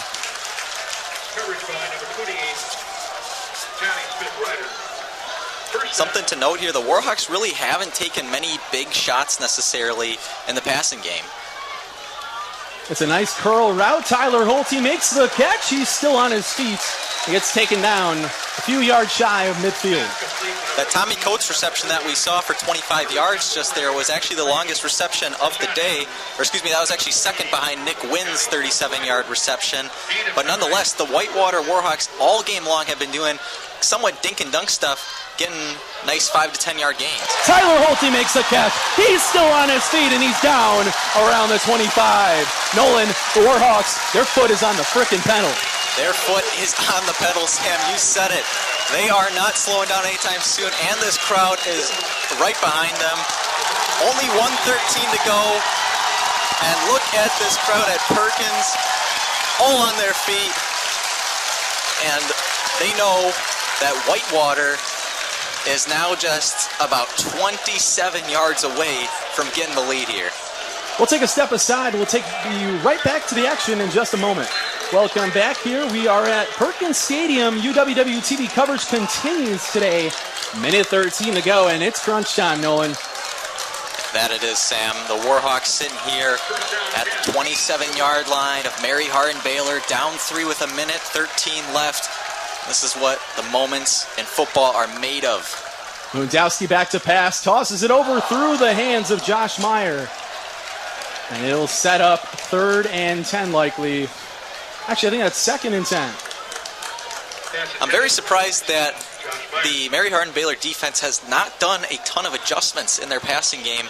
Like we mentioned before the commercial break, a lot of 5 to 10 yard stuff has been there all game long, and yet they are still playing off. No man press coverage coming here. And that's definitely going to be something to note as the Warhawks start on 2nd and 10. Sam Delaney, Tyler Holte in the slot. 2-by-2 look here for the Warhawks. Jalen Edmondson right behind Lewandowski. Evan takes the snap, hands it off to Jalen Edmondson, who's still on his feet. He is moving. Get those big strides going. Keep his feet underneath him, and the Warhawks will take a timeout with 1 minute to play. What a run there by Jalen Edmondson. And a great play call there. Great play call there. I think everybody in the building was kind of expecting a pass, including the Crusaders, and it did not come. Instead, you get a Jalen Edmondson run, and what a run it was. Once again, pushing the pile were the Warhawks and make it a much more manageable 3rd down. And they were able to keep the defense on their toes. And if they are going to switch it up between the run and the pass, they don't want to be predictable. Coach Kevin Bullis told me last year in Inside Warhawk Football, you cannot be predictable whether it comes to your running, your passing, your offense, your defense. And Whitewater has a chance here to win the game against the number 1 team in the nation, Nolan. The only thing I hope that Whitewater does is that they continue to pass the ball, continue to put their foot on the gas, like you said. Right now, they are in field goal range, and while you don't want to give it away, you got to put your trust in Evan Lewandowski here. You got to say, look, you've done a great job of protecting the ball all game long. We're going to put our trust in you to win it here, and I hope that they just don't take it down. They are in field goal range, take it to field goal, and send it to overtime. Have that as a backup plan, but come out firing here. Lewandowski back to pass, short play. Sam Delaney makes a catch, and he's down around the 10. 55 seconds and continuing as the Warhawks down by 3. That was a nice play to Sam Delaney. It definitely was, and as time continues to run here, maybe another running play coming up on 1st. They'll say no to that, Nolan. They'll throw the ball. They get it around the 9-yard line. And 42 seconds in ticking for Whitewater. This is going to be your biggest drive of the season. And I know that's going out on a limb saying that, but I think it truly is when you play a team with this caliber. I mean, Sam, you're talking about taking down the number 1 team in the country right now. I think this is absolutely the biggest drive of the season. Evan back to pass, back shoulder throw. Not in time, and it looks like Nathan Miller will have to come out as left tackle. Number 71, Nate Van Lankfeld, will sub in due to Miller's helmet coming off, but now it's 3rd down and about 8. And if you're the Warhawks here again, the biggest thing, take care of the football. What you do not want here is a turnover. And I expect them to take a shot into the end zone, maybe.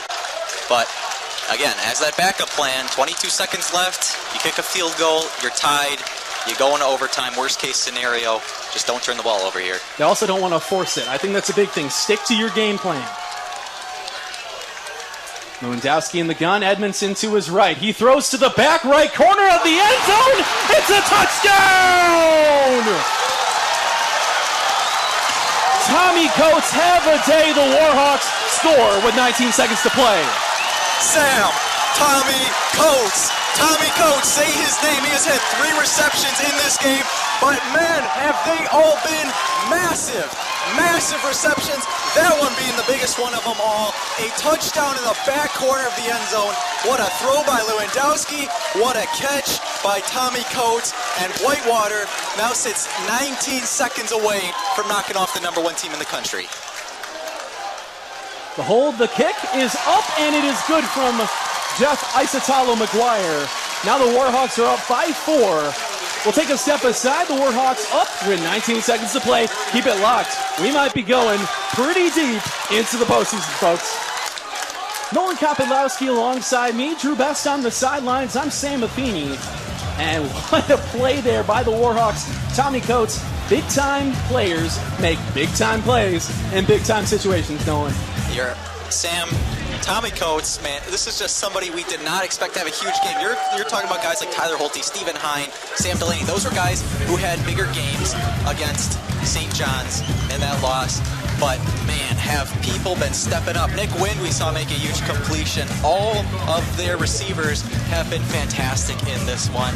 And the Warhawks now using that adversity, fighting back after a loss last week. Now, again, 19 seconds away from knocking off the top team in the country. They have a 4-point lead. Get out your keys, fans. Time to rattle them. As the ball does come off the tee, so we'll have to wait a moment there. But what an incredible game here, Nolan. We'll talk about that more coming up in the post-game show. So after this one, keep it locked here. We'll dissect what the Warhawks did right, what the Crusaders have done as well. We'll give you a sneak peek as to the rest of the season. But for right now, still 19 seconds to play. Game isn't officially over, obviously. But they'll have to have a touchdown the Crusaders will need in order to win this ball game. Warhawks have been a little bit shaky on their returns, and sometimes just got to make sure nothing big here. There's the return, and he stopped around the 20.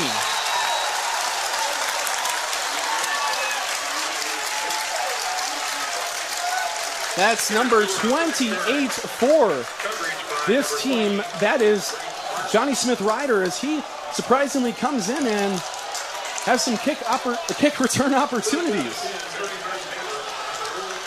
Mary Hardin-Baylor now 13 seconds to go the length of the field practically. Ball on their own 21-yard line. But hey, don't count out Kyle King. We have seen what he can do. We've seen how good of a quarterback he is, especially in big-time moments. King will spread him wide on 1st and 10. Hail Mary opportunity.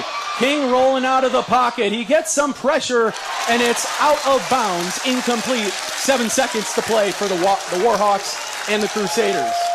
Biggest thing for the Warhawks, nobody deep. Get those safeties, get those cornerbacks back deep. Any of that under stuff, that's all right, that's fine. You'll take that. What you just don't want, you don't want an 80-yard bomb down the field here. That is the most important thing, as obvious as that sounds. We've seen it happen, not necessarily here, but in so many football games. 7 seconds to play in arguably the most anticipated game in Division III non-conference football history. Here's the snap. Big pressure. Dumps off the pass. It's incomplete. 3 seconds to go. Once again, that's the ball hawker, Ryan Liska. And man, has he had himself a game. Just absolutely fantastic on the defense. He has been around everything. Ryan Liska has a sack in this one. And nearly an interception there if he had just been a couple seconds earlier. He has 3 total tackles today. 3 receivers to the left side, 1 on the right. Here's the final play of the game. It'll be a dump pass. It's a pass back to the quarterback. I think this might be a triple pass here. And it looks like it will be. They'll try their luck. And they're going to have to get tackled eventually, throw backwards. It's the end of the game. The Warhawks take down the number 1 team in the nation.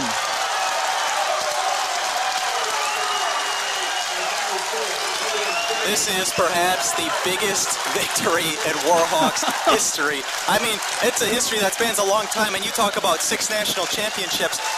But man, the Whitewater Warhawks, this has to be the biggest win in such a long time. Taking down number 1, there were so many doubts after last week when St. John's beat them 24-10. But here the Warhawks say we are firmly in the national championship picture, still knocking off number 1. Taking down the number 1 team at your own house. You were right. People had this game circled. I'm going to be honest, this game has been circled on my schedule for the past 6 months, or whenever the heck that schedule came out, but it has been 2 for every single player on this Warhawk team. They knew how crucial this game was. Like you said, getting into the national playoffs, and what a better way to do it than taking off the national champions and Purple Rain, taking it away from the Crew. Absolutely, and this is Mary Hardin-Baylor's first loss in 21 games. They had a 21-game winning streak coming into this one.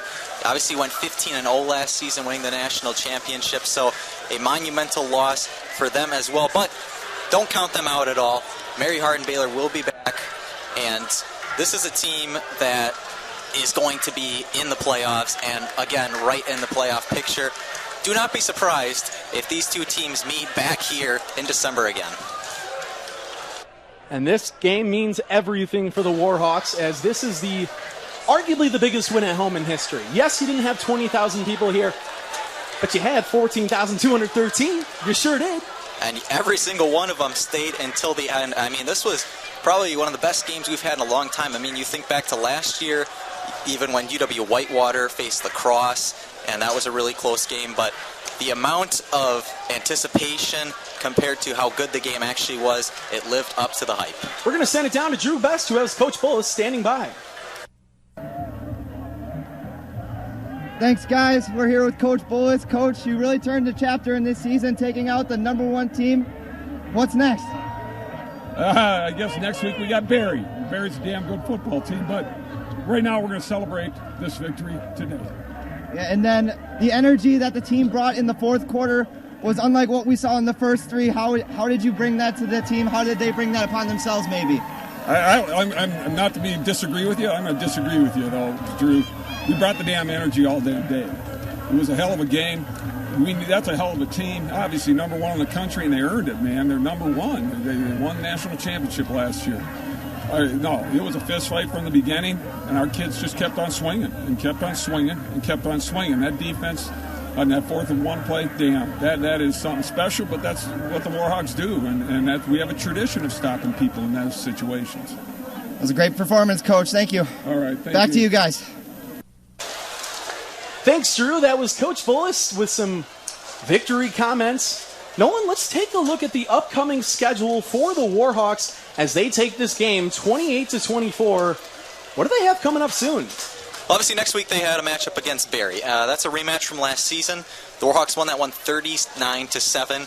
It would have been a possible get-right spot had they lost this game, but now they've got so much momentum going into this one as they head down to Georgia for that one. But some games I'm looking at coming up. On 10-1, we got, on October 1st, got the Warhawks facing UW Lacrosse. And again, that's the two top-ranked teams in the WEAC. Those were the teams picked to finish 1 and 2. And so that is going to be very exciting. Like we talked about, that was a 13-7 game last time it was here in Whitewater. That'll be in Lacrosse. And then, of course, our next home game here when Oshkosh comes. That is Peter Jennings, who was the offensive coordinator last season.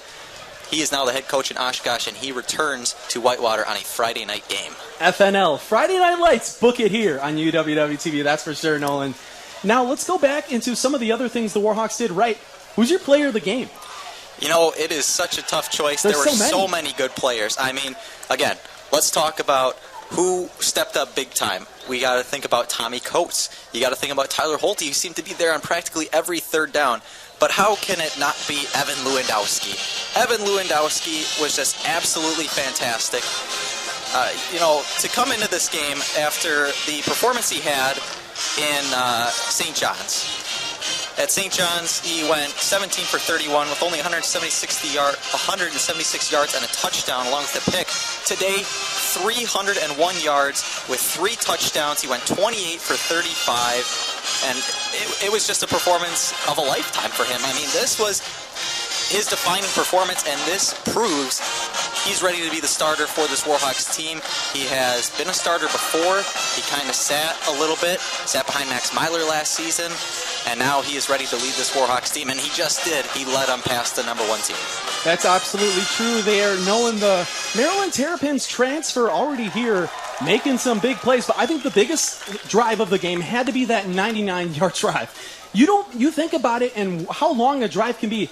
That's the longest drive you can have in a game, and they did it and won the whole thing. Well, you got to think about the situation that they were in, too. I mean, your backs are against the wall. You're down by 3 right now, and you have to go the length of the field, but they had so much momentum going into that one after their defense. Let's talk about that defensive stop, how great that was. 1st and goal on the 1-yard line for Mount St. Mary's. If they get a touchdown there, that might put the game away. Instead, the Warhawks defense stops them, and then they drive 99 yards, like you said, capped off by that absolutely astounding Tommy Coates touchdown. Defense leads to offense, leads to points, Nolan. That's absolutely true. Anything else you want to say before we say so long to the viewers for this incredible performance between the Warhawks and the Crusaders? I just have to say how great of a performance it was. I couldn't ask for a better first football game on TV, so it was just fantastic. And, I can't wait to have the Warhawks come back here, see them face Oshkosh. But now, after that loss against St. John's, like we said, the season was kind of in doubt. People were already talking about maybe no playoffs this year. Instead, right back in the hunt for a national championship, just like they are every year. A great dub by the Warhawks today. Couldn't have said it better, Nolan. That will do it from here, but before we go, we want to remind you to tune into UWWTV for live volleyball action on Friday and Saturday, September 16th and 17th, when the Lady Hawks host the Dick Panici Classic at Chris Russell Gymnasium. UW-Whitewater first plays Cole College on Friday, followed by games versus Concordia of Wisconsin, and later North Central College on Saturday. It's live volleyball action on your exclusive home for Warhawk Sports, UWWTV. Once again, your final score from Perkins Stadium: Whitewater Warhawks 28, Mary Hardin-Baylor Crusaders 24. For True Best, Nolan Kopilowski, and our entire studio and field crews, I'm Sam Matheny saying thank you for joining us. This has been a special sports presentation of UWWTV.